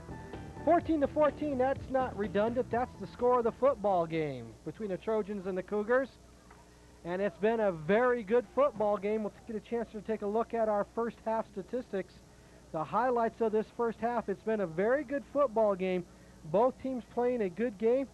And we'll take a chance here on our stats here. Just a second. Bring those stats up here real quick. And they're coming here in just a few minutes. We'll talk about a good game. Rushing 197 yards for the Longmont Trojans, 104 for Niwot, passing 30 and 88. 3 of 6 for Chrisman, 7 of 9 for Moat. 227 total yards for Longmont, 192 for Niwot. First downs 9 and 6. Turnovers 1 for the Trojans, 2 for the Cougars. Penalties 4 for 26 and 3 for 25. So Longmont having the better of it in terms of the total yardage, but good effort from Niwot to get into this game when Longmont had the advantage. They had the momentum, Greg, but Niwot, with the score, they answered that momentum of Longmont by driving downfield and getting a big touchdown to tie the game up. Well, the one thing that's impressive about the halftime stats is the passing game of the Cougars, 7 for 9, 88 yards. Moat has looked real good, and we've got a little discussion going on out there on the field. With Coach Kramer, we'll keep an eye on it. Of course, he did throw the forearm shiver, but I think there was a smile on Coach's face. Something about getting this game started on time, I believe, but we have had a long halftime. A long halftime here, but we're back for the kickoff. And doing the kicking for the Longmont Trojans is number 28, Sean Wing. Guy doesn't have enough to do, does he? He should figure out something else he can do. Here's the kick coming down. Good kick, bobbled but caught by Larson. He's at the 20, turns the corner and gets out to the 35-yard line. A run back, 34 we'll call it, of 34 yards on the return. A good run back for the Trojans, or excuse me, the Cougars, and we'll head right down to Jeff Pfeiffer now for a sideline report. Thanks, Mike. During the halftime break, I talked to both head coaches and asked them about their concerns of the second half. Tiny told me his main concern is stopping the big play. He said he's got to stop Joe Chrisman and stop that big play. Coach Kramer told me that he was concerned about the number of errors and mistakes his team was making. He said we got to minimize those errors. Now back to you. Good job, Jeff, getting to talk with both of the coaches. You see Edstrom there piling in for positive yardage. That's what we want to hear, is what the coaches have to say. Again, thanks to Jeff Pfeiffer for that. And both teams, again, as you mentioned, you have to be happy about some things, disappointed about some others on both sides of the field in this first half. And we'll see what happens now in the second half of play. And again, Hegwood is not out there to start the second half. Hand off to Edstrom. He bounces it outside, keeps his feet moving, turns, spins, does about 2 pirouettes there, and gets out past the 40 to the 41-yard line. Made something there out of nothing. Well, once again, it's a running style of Edstrom, and you'll see it here as he approaches contact. He just lowers the shoulders, and there's really the only place to hit him is up high. Once you engage him up high, then he uses his leg strength to just churn it out the yards. Aaron Krause is in the backfield with Edstrom. Edstrom playing a tailback position instead of Hegwood, who has a gimpy angle. Here's the pass. Moat gets it away, knocked down. Nice play there. Coming up is number 24, the safety, Gussie. Knocks it down. It'll be 4th down.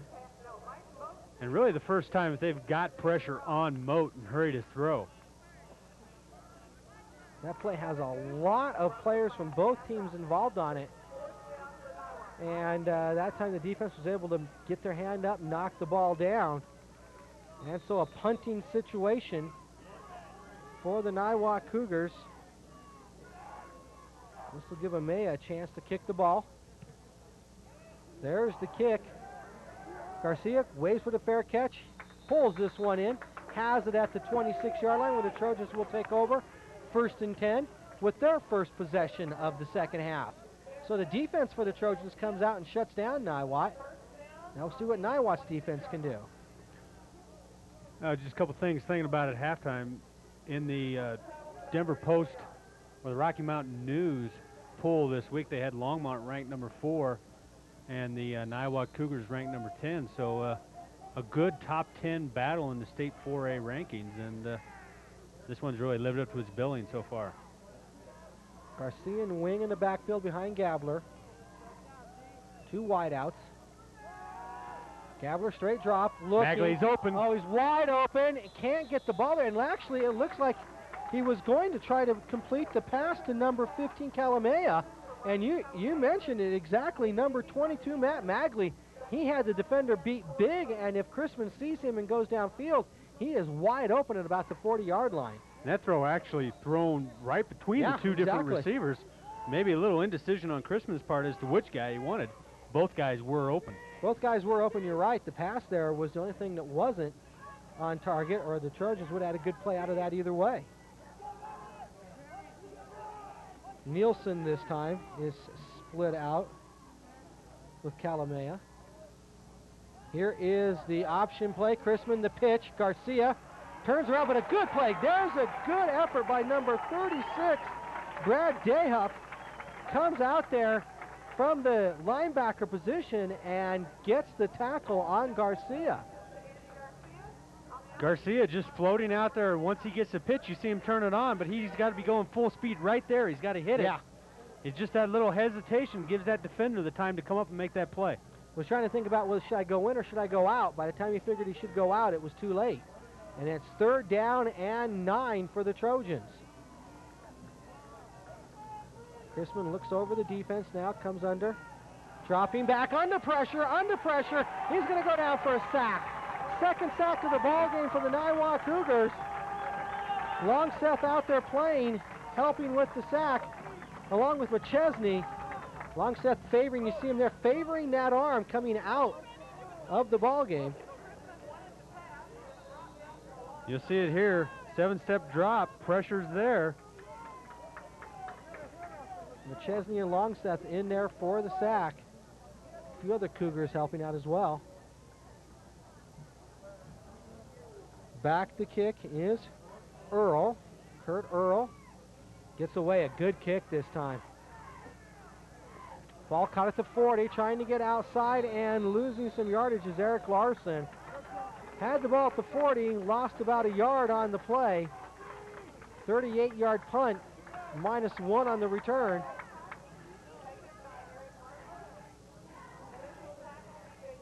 So the defenses stand tall for both teams on the initial drives by the offenses in this second half. When we think about the start of the game, the first drive for the Trojans, they score on the 3rd play, then both teams trade defensive possessions there before getting fumbles.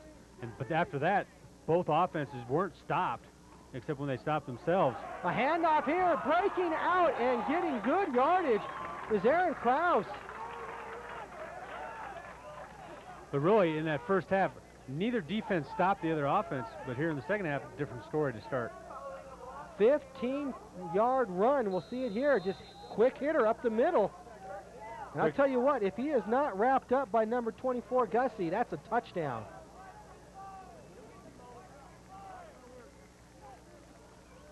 There's a handoff. Try the same play again. This time the Trojans trip him up. Brian Bean gets a foot. But again, that was good blocking. If he gets through there, he has more yardage on that play.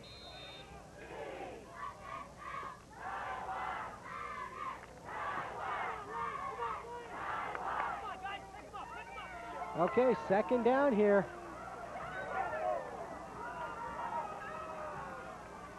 Seven yards for the Cougars. Moat looks over the defense, looking, he's going to throw. And he gets the ball out and caught. Staying on his feet is number 7, Tyler Seaver. Seaver having a good game, the senior, 130-pounder.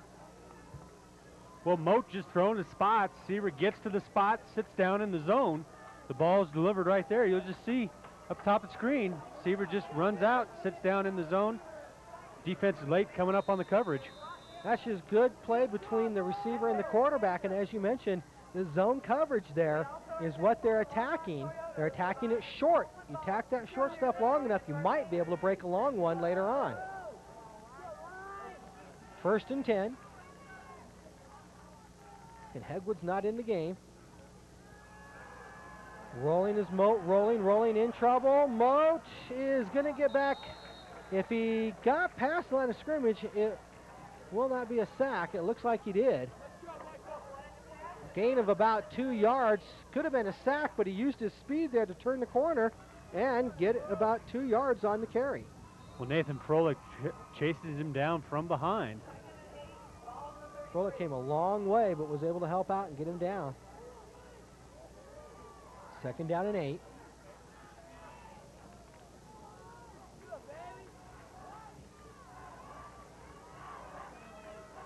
Cougars have Kraus in the backfield. He's the blocking back for Edstrom. Hegwood not in so far in the second half. Here's the pass tipped and knocked down at the line of scrimmage. I believe big number 38, K. Glenn Robinson. First time we've called his name. Knocked it down, bringing up 3rd down and 8. Well, Robinson's 6'3", 193 pounds. Good looking athlete there. Yep. Expect to see him come basketball season as well. 3rd and 8. Looks like they're going to bring the blitz. They're going to run an option. Moat in trouble, had nowhere to go. And just a solid tackle by Wing. There you see the good play by number 28. Wing brings them down. That's a loss of about 4 yards on the play, so bring up 4th down and 11. Wing has got some of the largest shoulder pads I think I've ever seen. Amaya back to kick. End over end should find the end zone. Yep, and it did. Amaya doesn't get the ball out inside the 20. Well, what Amaya's trying to do is trying to kick that ball, it looked like, back away from the return players, but obviously hit it too far. A 35-yard kick, but the net is only 15 because the ball comes out to the 20 on the touchback. Well, I think it's safe to say that the pooch punt is now the in vogue thing, and the coffin corner is now a lost art. That's too bad because I really am a big believer in that coffin corner, that kick that Mike Horan did so well for the Denver Broncos, and I think there wasn't many better than him at that. I like the coffin corner kick, frankly. That's my personal preference. Here they go. Chrisman in some trouble. I think that was a broken play. And McChesney says, thank you, I'll tackle you. And it's for a 3-yard loss. Well, Niwot's done a good job of containing Joe Chrisman here, really since the first play or the first series of the game. Now, he had that one 81-yard touchdown run on play 3, and since then has not been able to reel off a big one. Although he's got to be near 100 yards running the ball. That'll cost him a little bit. See if we can wake Mike up there in the stats room and get us some stats there on Chrisman. Here's a quick throw. We'll gain back about half of it. That's a good call there. Get the ball out to Kalamea. Good safe throw and shorten down your 3rd down yardage. Yep. I like doing that. You split down your yardage, make it a workable 3rd down. Instead of trying to go for a big long play there. 3rd down and 5. They split Kalamea out along with Nielsen. Look option to the left on this. Garcia and Wing in the backfield. They're going to run it, as he said, and they're not going to get the first down. That's going to be a gang of about 4, but he needed about 5. So it'll be 4th down and 1, and no hesitation from Gordon Kramer. You don't want to go for it this deep in Cougar territory this early in the second half. Coach Kramer has had his days of being a riverboat gambler on his own end of the field. This one real short. They usually put the quarterback in the up position on the punt teams anyway. Chrisman will be that guy. If you're going to fake it, this is the time the Trojans could fake. Yeah, if they're going to do it, this would be the situation. Chrisman is the short back there. Up to kick the ball is Kurt Earl. They're going to snap it long and go for the punt. Another good kick by Earl. This one doesn't turn over, though, and takes a Niwot bounce. And getting away from the ball there was Larson. Larson saw that the ball did not turn over like I did, and he realized once it hit the ground, it was not going to go towards the Longmont end zone, but rather back towards the Niwot end zone. And by letting it bounce, it took about a 5-yard leap towards the Cougar end zone, and actually they gained about 5 yards on that bounce, getting the ball in great field position now at the 47-yard line. 1st and 10. The Cougars winning the battle of field position. See if they can turn that into some points. Moat looking to throw. Under pressure, sack. Number 45 coming in and getting the big hit is Barry Hansen, our defensive player of the game, and he comes from his linebacker position and just drilled Moat, who had to hold on to it. That's a coverage sack, even though it was a quick play, but the coverage was there on the play. Little three-step drop. Robinson gets his hands up. Moat's got to pull the ball down. Hanson just nails him from behind. Good call, giving Robinson credit there for getting his hands up. You're absolutely correct. Moat couldn't throw the ball. Hanson just leveled him from behind. So sack on the play. That's from the single back. Gonna pass again, gets it away. Has to set again. The set gets the ball up to about the 50-yard line, where it will be third down and about 7. Good job of dragging the tight end back across the field for Moat. And Doucette just runs away from the coverage. Again, another situation you see on the replay, trying to get back some of the yardage there. Cut it about in half and give yourself a workable third down. Third and 7. Saw the Longmont defense just sitting back, giving him that underneath throw. Yep. If they're going to give it, take it. Might as well. You might slip a tackle and get something big out of it. 4 receivers hand the ball off to Hegwood, and they were not fooled at all. Robinson was in on the play, in the backfield, and there was nothing they could do. Tried to sell the pass play, but Robinson was not fooled. He was in there too quickly. No time to really set that up and sell it because the defensive line had fired in. Defensive line had fired in, and also coming on a delayed blitz. If it's straight up blitz, that play may pop, but a delayed blitz, you run right into the guy who's coming into the backfield. So a punt away. Amaya gets it off. Garcia back to receive it at about the 10-yard line. He slips a tackle, gets outside, gets a block, and he is out of bounds at the 30-yard line, a return of 20 yards. Good return for Garcia. Just speed on that play there. Amaya may have outkicked his coverage. Well, they had the coverage guys down there. The first tackler missed. Got to make that tackle. It cost them. Cost the Cougars. They're going to have the ball out at the officially the 29-yard line. First and 10 there. Garcia comes out. Looked like it was a bit shaken up on that play. So Wing and number 25, Matt Davis, in the backfield now. And as we talked about earlier in the first half, Davis a touchdown run. Greg, you mentioned that guy can run the ball. Chrisman throws it. Ball batted down. Big play there. Longset able to get at least one arm up in the air. And Purcell. Give the credit to Purcell there. He's got 2 good arms to put up. 2 good arms, that's right. Purcell had 2 good arms. He knocked it down. So Purcell knocks it down, brings up 2nd and 10 for the Longmont Trojans. The Cougar defense really continues to stymie Longmont's offense I think here. Wing's going to get the ball on this play. Oh, he's going to go on motion, okay. He's pointing to himself for some reason. Oh, they're going to go the quarterback counter, and Chrisman has a lot of yards. He's out at midfield. He is at the 45 and pulled down in Cougar territory at the 43-yard line. That play works because you got all your flow going. You got all your flow going to the right. Chrisman fakes the handoff. He sees a little gap there. He's got a guard pulling back through. Number 68 leads the way. Number 63 out leading also with the receiver out blocking. Big pickup for Chrisman. Trojans are in business. 28-yard pickup on the play. 1st and 10. Tie ball game. Longmont with their first threat of the second half. Inside Niwot territory, hand the ball off. Wing has it, spins, and gets about 8 or 9 yards on the run. Wing, very few carries in today's ball game, but making the most of the effort there. And the Trojans giving the Cougars something to think about as they kept the, you watch this play, you see the wide receiver stepping back, faking like he had a pitch coming to him. Meanwhile, Wing just busting up the middle. But keep in mind, number 15, Kalamea, drops off the line of scrimmage for a lateral. You may see a throwback to Chrisman later in this ball game. Garcia and Wing in the backfield, 2nd down. Movement offsides against the Niwot Cougars. Coming across the line was number 42, Purcell. Real quick like though, Greg, and talking about Sean Wing, had 91 rushes, 550 yards, 6.04 each time he took the ball.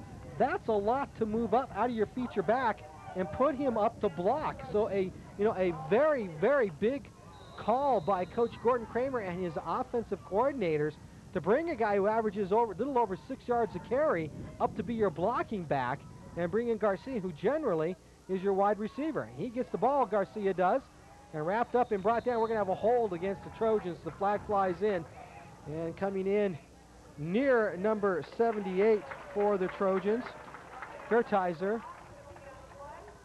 Well, you talk about the Trojans switching up and putting Wing at the fullback today.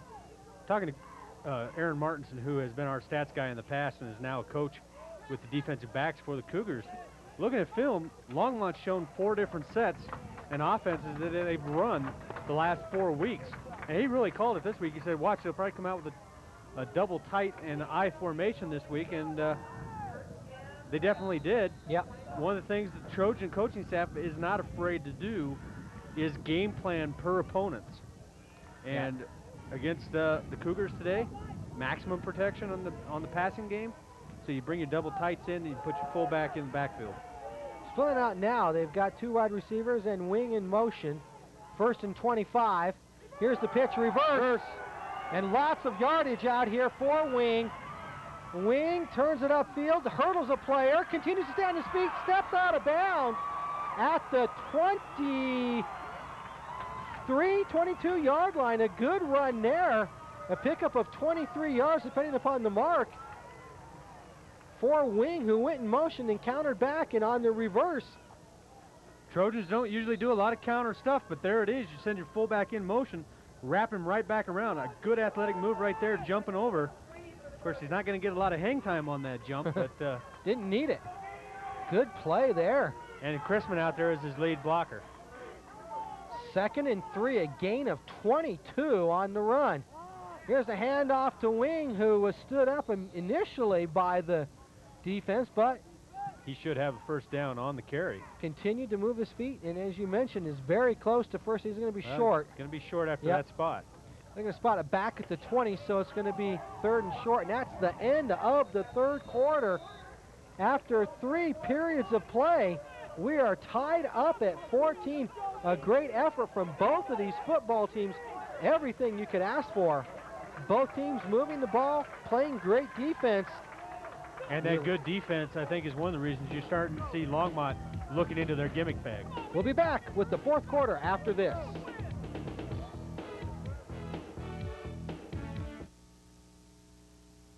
Find the best tasting pizza. Just call Blackjack right here in Longmont. Locally owned and operated, Blackjack has the largest selection of all your favorite toppings with our dough and sauce made fresh daily. Our talented team of pizza makers take pride in creating the best pies every time you order. So why call anywhere else? With carry-out, dine-in, delivery, and weekly specials, you can't go wrong with Blackjack. Visit Blackjack Pizza today or call 776-1900 for takeout or delivery. And we're back here. There you see the cheerleaders for the Niwot Cougars. We're underway with the 4th quarter on the field. 3rd and short, ball at the 20-yard line. And here's Chrisman keeping it, turning it up inside, getting down near the 10-yard line. It'll be 1st and 10, ball at the 11 for the Longmont Trojans. And Chrisman, there you see, knows if he could just keep his feet, he has 6 points. Well, the Trojans turning up the intensity here as the game gets late. 14-14 since halftime. Well, this is where you find out what you're made of. Tight football game. Obviously, talent about the same on both sides of the ball, and we'll see what happens. Chrisman on the option, keeps it himself, gets very little. Down inside the 10, about 1.5 yards. And one of the things to note why the Trojans moving up the field, Purcell now has a seat on the bench, the trainer working with him. Not heard from Jeff Pfeiffer. He's over working the Longmont sidelines right now, but that could have something to do with Longmont's success moving this ball. You hate to see Purcell out of the game. Important player defensively. 2nd down. A long 8. They can get a first down at about the 1-yard line. Here's a handoff to Wing. Goes behind those big blockers. Gets down inside the 5 to the 3. It's going to be 3rd and short. Just starts moving the pile. Remember last year, Wing was a starting offensive lineman guard, I believe. He was an offensive guard. You had Gaddis and Wing were the guards, and they pulled all the time. You see him right here, just driving through the line, just moving the pile, but then also played defensively on the defensive end. This year playing a little linebacker, but primarily their offensive weapon. 3rd down and 2. Big play here for both sides of the field. Niwot wants to hold. Longmont wants to get 6 out of this, at least a first down. Oh, man. Joe Chrisman there varied the cadence, drew him off sides, and the Niwot Cougars say, doggone it. That'll be very close. That will get him a first down, I believe, on the penalty. Well, they'll move half the distance to the goal. May have to bring the chains in to measure this now. We'll see.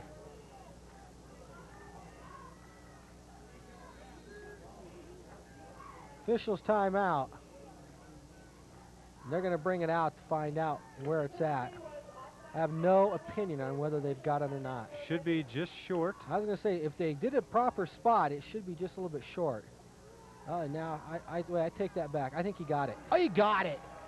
Never wrong. I am never wrong. You're a man of strong convictions. I am never, ever wrong. I'm always right. Isn't that amazing? Okay, they'll wind the clock. Just tell me, what is it like to live in this world of illusion you live in? A world of delusion. 1st and goal, ball at the 1. Longmont looking to break up this tie. 10 minutes to go in the ball game. Chrisman keeps it himself, and he has the touchdown. Joe Chrisman goes into the end zone for a touchdown. You see these Trojan supporters on their feet on the other side of the field? Just followed the center, only had a yard to go. Chrisman plenty big enough to push in a few guys himself, and there you see the line play. In fact, the only way that can be stopped, frankly, is if Chrisman fumbles the football. Well, and Chrisman is a big, strong kid. Played flag football against his father. His father also used to be a big-time weightlifter here in the area. So you know that the strength runs in the family. Trying to get in their number 11, their 11th player, and they couldn't. And that's a tough timeout, frankly. In a situation like that, you don't want to be giving up your timeouts in a close football game. Time now to thank our sponsors, including IBM Connects with Kids, Blackjack Pizza, Herbert Motors, Golf USA, Dr. Richard McManaman, dentist, Rocky Mountain Paint and Body, Stately Chiropractic, Visual Impact Photography, First National Bank of Longmont, and Front Range Indoor Flea Market. Once again, we'd like to thank all of our sponsors and encourage you to visit them. Tell them you saw the game right here on Channel 3 and that you appreciate it, and buy yourself something or some services from the sponsors, and of course, buy us something. Buy us something. We're easy. Let's see. Yeah, head out to Herbert Motors. I could use anything from there. Well, okay, here's the extra point. Go ahead. If you've seen my golf game, I can use some golf equipment. Yeah, there you go. Here's the snap, and the kick is up, and it is good. So a big extra point nailed there makes it a 7-point ball game. 21-14, the Longmont Trojans lead the Niwot Cougars. 9:57 to go. Plenty of time in this ball game for the Niwot Cougars. Every time, Greg, that Longmont has gone down, seemingly taking control of this ball game, the Niwot offense has come right back downfield and answered. They'll have to do so again. Been a very emotional game for both teams today, and you have seen the momentum go from side to side. As you said, Niwot has been able to answer the call every time so far today, but this is the time that's really going to be important. Just make a mental note to yourselves at the 9:57 mark that the Trojans had to use one of their timeouts. As closely contested as this ball game is, that could play a factor, especially if you're a disappointed CU fan and you've seen how their poor clock management has affected them in close ball games. Well, right now, they would have the 2 timeouts, Niwot with 3. Using that timeout, you hate to see him used on an extra point. Hegwood has the ball, and Travis gets up to the 20 and is met there and knocked down at the 23-yard line. Hegwood's first return of the day. First down for the Cougars.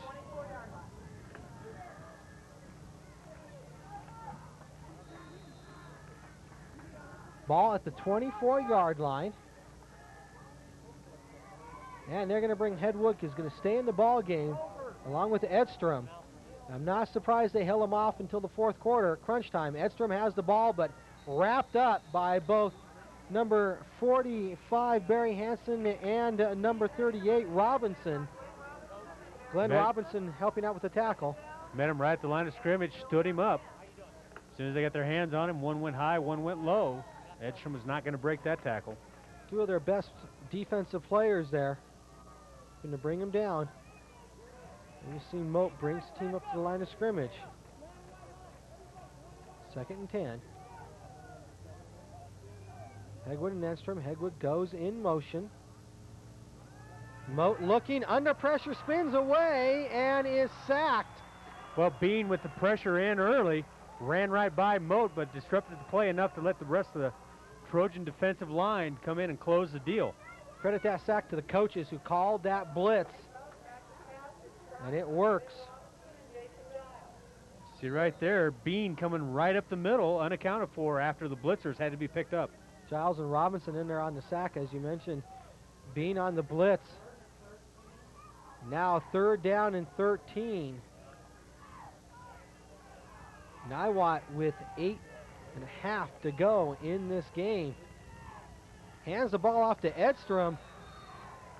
And really, you ask yourself, why did the Cougars try to run that ball there? Well, in the second half of this football game, the Trojans have really put the pressure on Moat. He's not had the time to throw since early here in the second half. Right there, you try to take advantage of Longmont's aggressive nature and pop a quick draw up the middle. Longmont Trojans, though, too disciplined to get out of their lanes going after the linebacker. Maya gets it away. Robinson lets the ball bounce, and this time it takes a Longmont bounce. Marked down at the 43-yard line. Great field position for the Longmont Trojans at the 43, 1st and 10. 7:48 to go in the ball game, and more importantly, the Trojans have a 7-point lead.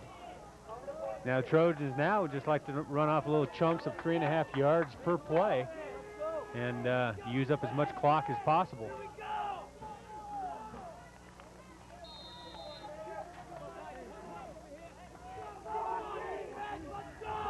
So the Trojans come up. 1st and 10.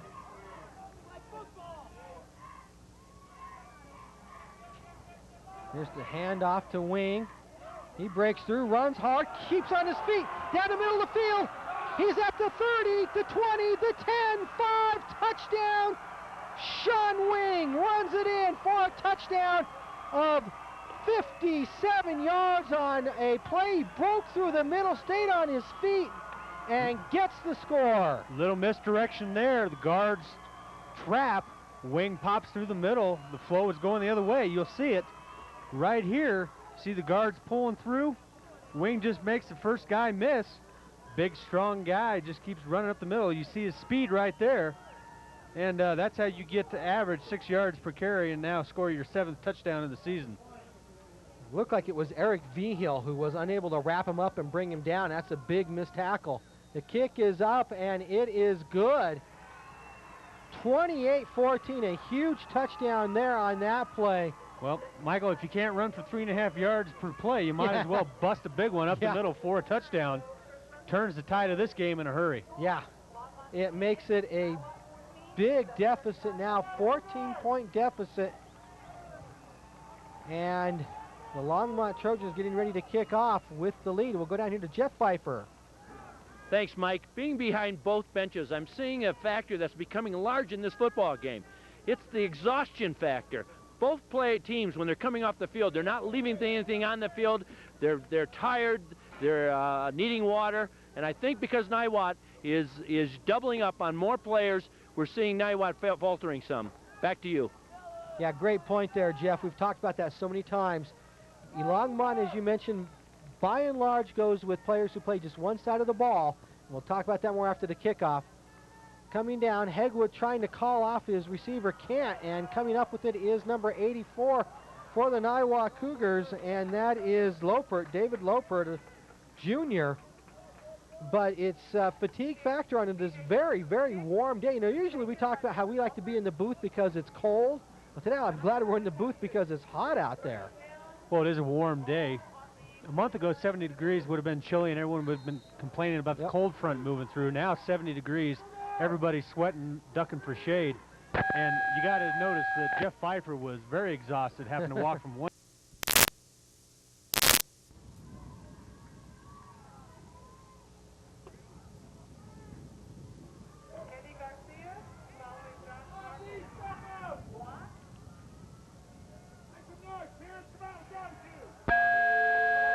Second down.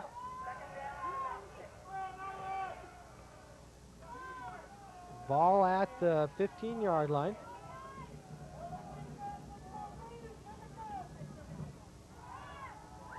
Here's a deep fade. The pass is thrown and incomplete. Trying to get the ball in there to number 15, Kalamea.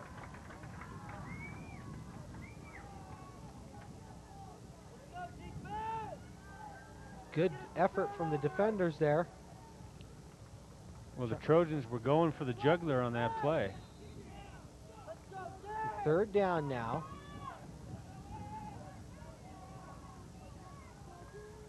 Third down. The Trojans never were shy from going after the end zone. Yep.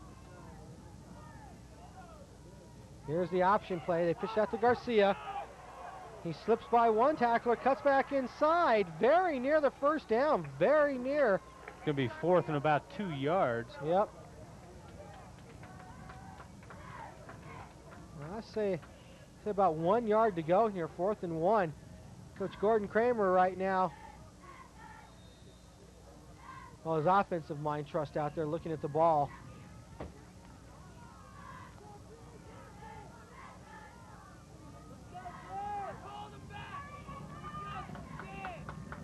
So on fourth down, the Trojans will go for it. Yep, fourth and a long one. Chrisman will keep it, and we're going to have a holding call bringing this one back. You got the first down. They're going to call the play there. Good call by Mike, the spotter. His own player came up from behind. That was Wing. And Wing started assisting him, pushing him along. You cannot do that. And that is a penalty. So, helping runner interlocked interference is the official call. And what that means is fourth down now, 5-yard penalty. It'll make a 6. Trojans still are going to go for it. Just that blocker mentality by Wing. He's going to get in there and start pushing on people. But the Trojans still go for it here. Trojans not real strong in the kicking game. One thing that obviously, as you mentioned, they're not strong in that kicking game. Here they go. Chrisman rolling, throwing, has his receiver, but good defense now. Depends on the spot. If you go by the official on this side of the field, he's marking it short. Yeah, I don't think he got there. Got it to Spawn. It's 1st and 10 for Niwot at the 10-yard line. They have 90 yards to go. There's 4 minutes left in the ball game. And really, assuming that the Trojans hang on and win this ball game, I don't think Coach Kramer's too disappointed to see that, because he doesn't not want to run the score up on somebody who he respects very much, in Coach Tiny Kaler. Well, he knew he had, if he doesn't get that first down, that there's no doubt that Niwot has to go a long way with about 4 minutes to go in the game to even get 1 touchdown, and they need 2 touchdowns. Moat dropping, looking, sets up, has a receiver. Doucette gets outside and is tripped up from behind. Doucette had a lot more yardage. Too bad he got tripped up, because he cut back to the middle of the field and had good yardage. And you have to excuse us if we're a little distracted. We see they're throwing flying discs into the stands, and it's actually, I believe it's from us. It's from us, huh? It says, catch your local sports action on Comcast. They got Frisbees, been throwing them up there. Here we go. Under trouble, under pressure, and they had to get rid of that one. Robinson was all over Moat, and they've fallen into the perfect situation for the Longmont Trojans defensively because, Greg, you know, once you can pin your ears back and just go right after the quarterback, it's so difficult to block on that and try to give your quarterback enough time because you don't have to worry about the run here. Now, it is 3rd down and 1, and definitely, of course, Niwot needs that first down. They'll hand the ball off, and they'll get it. Estrom goes ahead for a gain of 4. That'll stop the clock long enough to spot it, and then it'll run.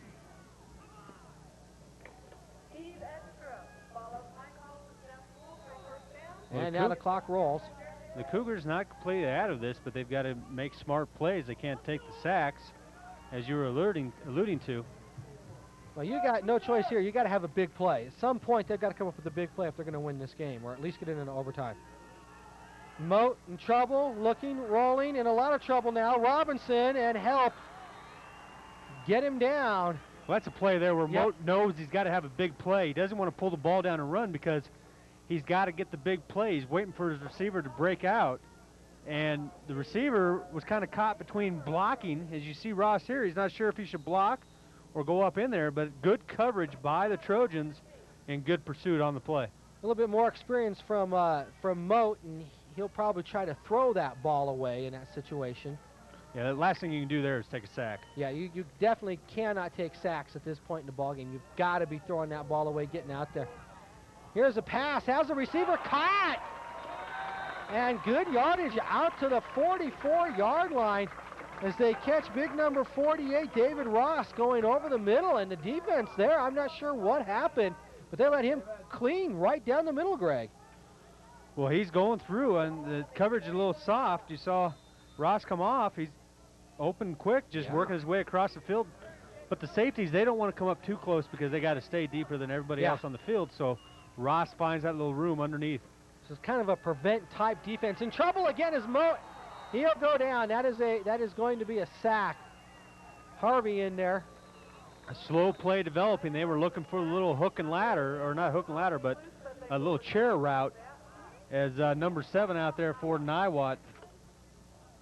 Seaver did his little out pattern, and about the time he started to break up, Moat ran out of time, was on his back.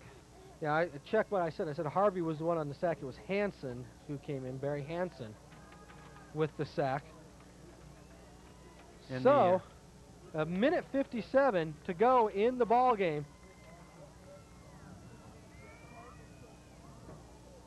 So we have a minute 57. We have the Niwot fans starting to slowly stream out of the stadium. Yeah, it's going to be tough now. They've still got the ball there, but again, the sacks have killed them. And they just have to have a big play. If they have, as you mentioned, you said something about like a hook and ladder or something like that. This is the time to pull out any and all of the trick, gadget plays, whatever you got. Got to do something here. Yeah, it's gimmick play time here. You've got to score. You got to score quick. You got to get the ball back on an onside kick. Yeah, you got to get an onside also. You got to get 2 touchdowns in under 2 minutes. That's a lot to ask, especially when you have 2nd down and forever. That's not important. Here's the pass away and a little bit behind and not caught by Tyler Bowen. It'll be 3rd down and 18. Well, they let number 15, Josh Geiger, clear it out underneath, try to hit Bowen underneath, and ball thrown just a little bit behind him. 3rd down. You've got to think right now. You got 2 plays. You got to get the first down now. Well, you got to do it in 2 plays. You're right, absolutely. Now you've got to work yourself up so you can get the first down at the very least. It's a minute 53. You do not want to go into 4th down needing 17 yards. Moat looking. Here's a quick play. Intercepted. Threw it right into the arms of number 24, Gussie. Still on his feet and down at the 22-yard line. And that is likely this ball game. Look for the Trojans to come out and just sit down on it. And Trojans should move to 8-0 on the year, 3-0 in league. This is one of those plays you just shouldn't throw that one. It's quick, and they've got inside-out coverage on him. Gussie's got the slant route covered, and the corner's got the out routes. Just not a lot of room to throw that pass. Nope. They were all over that again. Good defense helped with that. They realized that Niwot would do pretty much what we were saying, try to get back half of that yardage they needed. And that's what they tried to do, and it ended up with an interception. Niwot does have some timeouts to burn. Wing on his feet and running hard. He had 100 yards prior to that run. 12.5 a carry. So he's actually having a very good day, even though we haven't called his name out of the running position very much. 7 yards on that pickup. Well, second and 3. He had the big run when he broke some tackles, and just some effective runs here and there.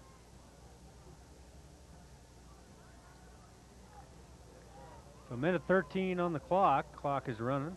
The thing I like about Tiny Kaler, he's not going to burn those timeouts. He knows this game is done. If you're within one score, you got to burn your timeouts, but you're not. So now they call one. How many timeouts did they have? Did they have just 2, or was it all 3? It is a timeout call there. I It's believe going to that bring is up their third first down. timeout. Yeah, so I think that's they've their got first. 2 left. They got a good play there. So now bringing up third down, you want to force them at this point to make that first down to end the ball game. 54 seconds though to go.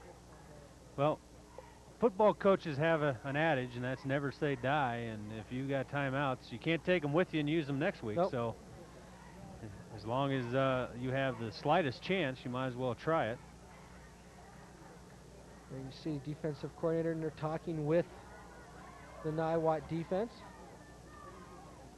Niwot cheerleaders. Has been a good game for both of these teams, but in the end, Longmont able to assert themselves in the fourth quarter, and the turnovers were costly for the Niwot Cougars in the fourth quarter as well. Well, remember that this is a young Niwot team, and they're really probably a year away from being the dominant force they're expected to become. And the Trojans, their main skill players are seniors this year, with Chrisman and Wing, Magley, Harvey.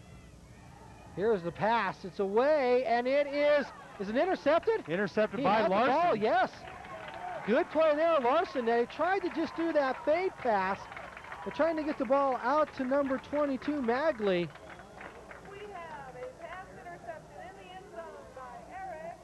But Larson gets the interception with 49 seconds left. Now you're glad if you're Tiny Kaler, you only use the one timeout. Here you see the fade. They just lay the ball out, but Larson got it very, very close to the line there, Greg. Not very good communication with the receiver and quarterback. The receiver looked like he gave up on the route, and Larson just ran to the ball. I don't think Magley did. He looked back right at the very, very end. Well, they got to go 80 yards at least once, get the ball back and do it a second time in 49 seconds. Tall task. Moat gets it away, gets it out, and he gets it up to Ross. They're going to keep the ball. Now, remember, they stopped it to mark it. Then they run the clock.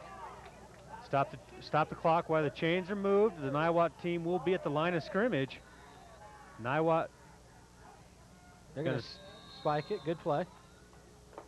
Get a chance here to look at the play possibly. Second down. And we don't have the play there. But a good play there to get that first down to Ross. And now they spike it, bringing up second down and 10. But, of course, everything now is pretty much academic because they need to get downfield for a couple of scores now. On the passing plays, you'll see the safeties really drop back. The Trojans will give them everything underneath. Yeah, they're going to give you about the 5 to 8 yard stuff. Oh, he's in trouble, and he is sacked, brought down by number 16, Jeremy Rode. Rode has had a good game today. Niwot takes their second timeout. And we'll take a look here at the sack. The Rode just come in there untouched, boom. Came off the line.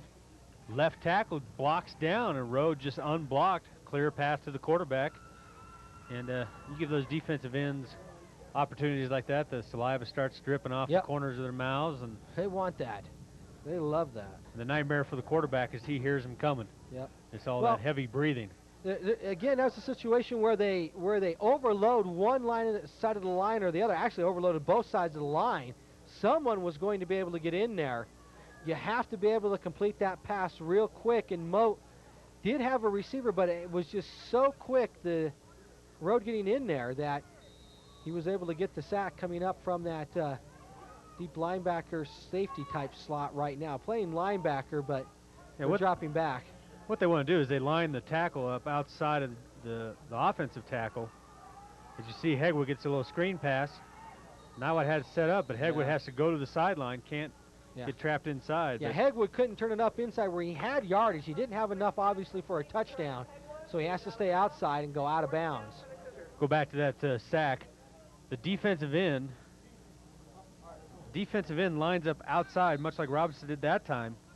And that time they wanted Robinson to come in, so Hegwood gets out on the pass play. But once they line that defensive end outside of that guy, then it allows that linebacker just to run right in. 4th down, and of course they have to go. There's 25 seconds left in the ball game. Moat drops, looks, throws, has a receiver, has a catch, but he's going to be short of the 1st down. So the game will end with Longmont taking over at the 45-yard line. 18 seconds to go. A good effort there on the pass play, but there the receiver ran just a little bit short on the reception. Couldn't get up because of a good block, or excuse me, a good tackle to keep him from getting the 1st down. So the Trojans take over, and pretty much will take a knee, and that'll be the ball game. So good effort from the Trojans and the Niwot Cougars, but Longmont will remain undefeated. Niwot now has to have some help if they're going to make the playoffs. So the Trojans will come to the line of scrimmage, snap the ball, have a seat, and go home with their victory. That'll be it, yep. Expect Crispin just to kneel down on this one. He does, and that should do it. Clock will roll. 15 seconds. They'll start to shake hands, meet at the center of the field. A good football game. Longmont Trojans, though, in the 4th quarter, able to score on a good drive, and then the critical turnover allowed the Trojans good field position, and they scored another touchdown to put this game away. As these two teams shake hands, a very good effort out of both teams. But there's winners and losers, and unfortunately for Niwot, the good effort will go for naught.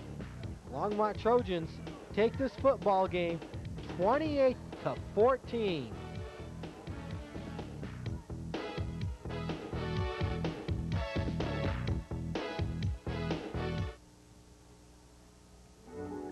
A beautiful smile is one thing you can wear your whole life, and Dr. Richard McManaman has been helping make beautiful smiles in Longmont for over 20 years. Effective and affordable, modern orthodontics will improve the health and longevity of your teeth, whether you're young or old. Dr. McManaman offers free consultations, plus convenient evening hours and flexible payment plans. Call 772-7722 for an appointment, or visit Dr. McManaman in the Centennial Shopping Center next to Safeway in Longmont. Convenience, safety, and competitive rates can all be found at your community bank with 2 full-service locations in Longmont. At First National Bank, select from a variety of different accounts, from our free Spirit checking to the Spirit package account for seniors. Choose from these options to fit your personal situation. At First National Bank of Longmont, we're here for you 24 hours a day, 7 days a week. Call us anytime. First National Bank of Longmont, member FDIC, equal housing lender. Rocky Mountain Paint and Body has been providing quality service and integrity since 1970, now with 200 years combined experience and ICAR Gold status. As a DuPont AOQ facility, we specialize in restoring late model unibodies and trucks to their pre-accident condition. We're experts at insurance claims handling and are trusted by major insurance companies as their direct repair facility. Hassle-free repair, pickup and delivery, and up to 5-year written warranties. At Rocky Mountain Paint and Body, we want your business. Look at these beautiful dinette sets. Expensive? What if I told you they start at just $139? Or how about this sofa love seat from $489? Where can you get terrific bargains on quality furniture? You won't believe me, so I'll show you. These single mattress sets for just $169. Well, my time is up. What's the secret for new furniture at discount prices? The Front Range Indoor Flea Market. If you don't believe me, come see for yourself. 1420 Nelson Road in Longmont. If Thomas Jefferson were alive today, he'd be a public access member. If Ben Franklin were alive, he'd be making public access programs for the masses. If George Washington were alive, he'd be saying...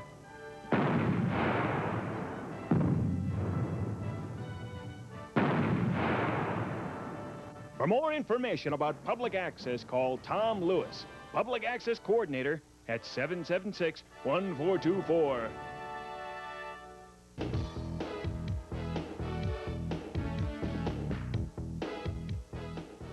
Welcome back to Evelyn Montgomery High School, welcome back to Evelyn Montgomery Athletic Field, where the Longmont Trojans have beat the home team Niwot Cougars 28-14.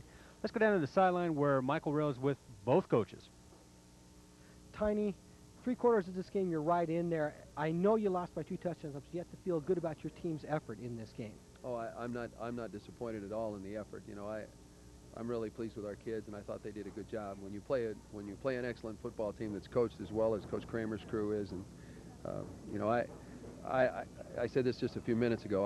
I hope the city of Longmont realizes what a great thing they have with Gordy and his staff and the rest of the coaches in this town, because I'm proud to be a part of that, and I'm proud of my staff and the job that they do. But I'll tell you what, he's done a great job with a couple real mature athletes and a lot of good average high school football players, and they've done a tremendous job of coaching them up during the year, and they'll do real well here. Okay, talking about your team here, and until the very end in the 4th quarter, when obviously you had to throw the ball, your team was right there running the ball effectively and throwing the ball on offense. It might have been that big turnover in the 4th quarter that cost you this game. Yeah, you know, those things don't help us. I think the turnover in the first half down there when we were driving the ball probably was a bigger factor, truthfully, because it gave us an opportunity. Had we driven it in down there, we'd have kind of been in a little better shape, obviously, going in at halftime. But that's the way the game is. That's why you play the game. You know, you never know what's going to happen. And kids are kids. We made some mistakes. We did some things that showed maybe a little bit of our immaturity today. But that's how you learn, and that's how you get better.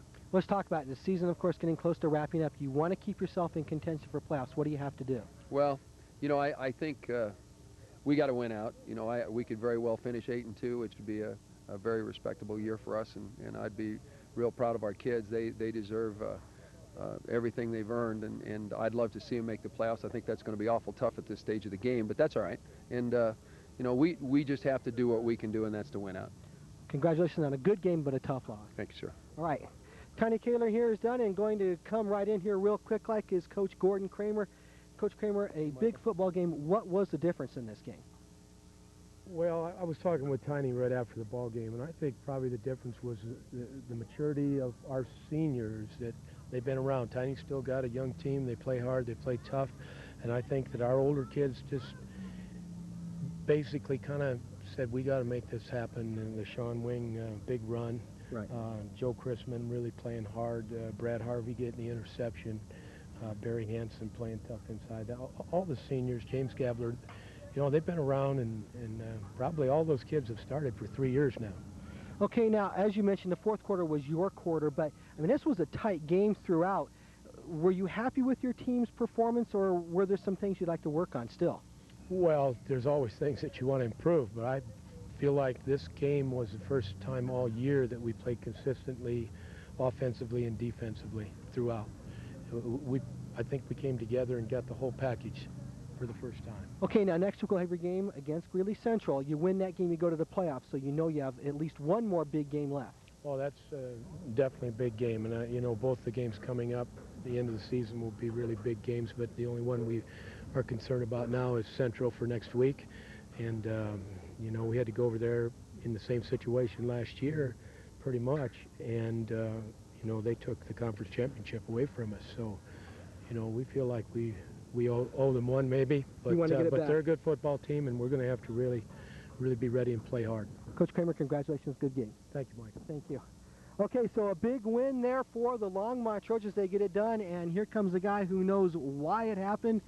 Tell us, as we talked about, we heard from both coaches, the difference was experience, but in the 4th quarter, Longmont, as Coach Kramer mentioned, they had the seniors, they went out and they got the job done.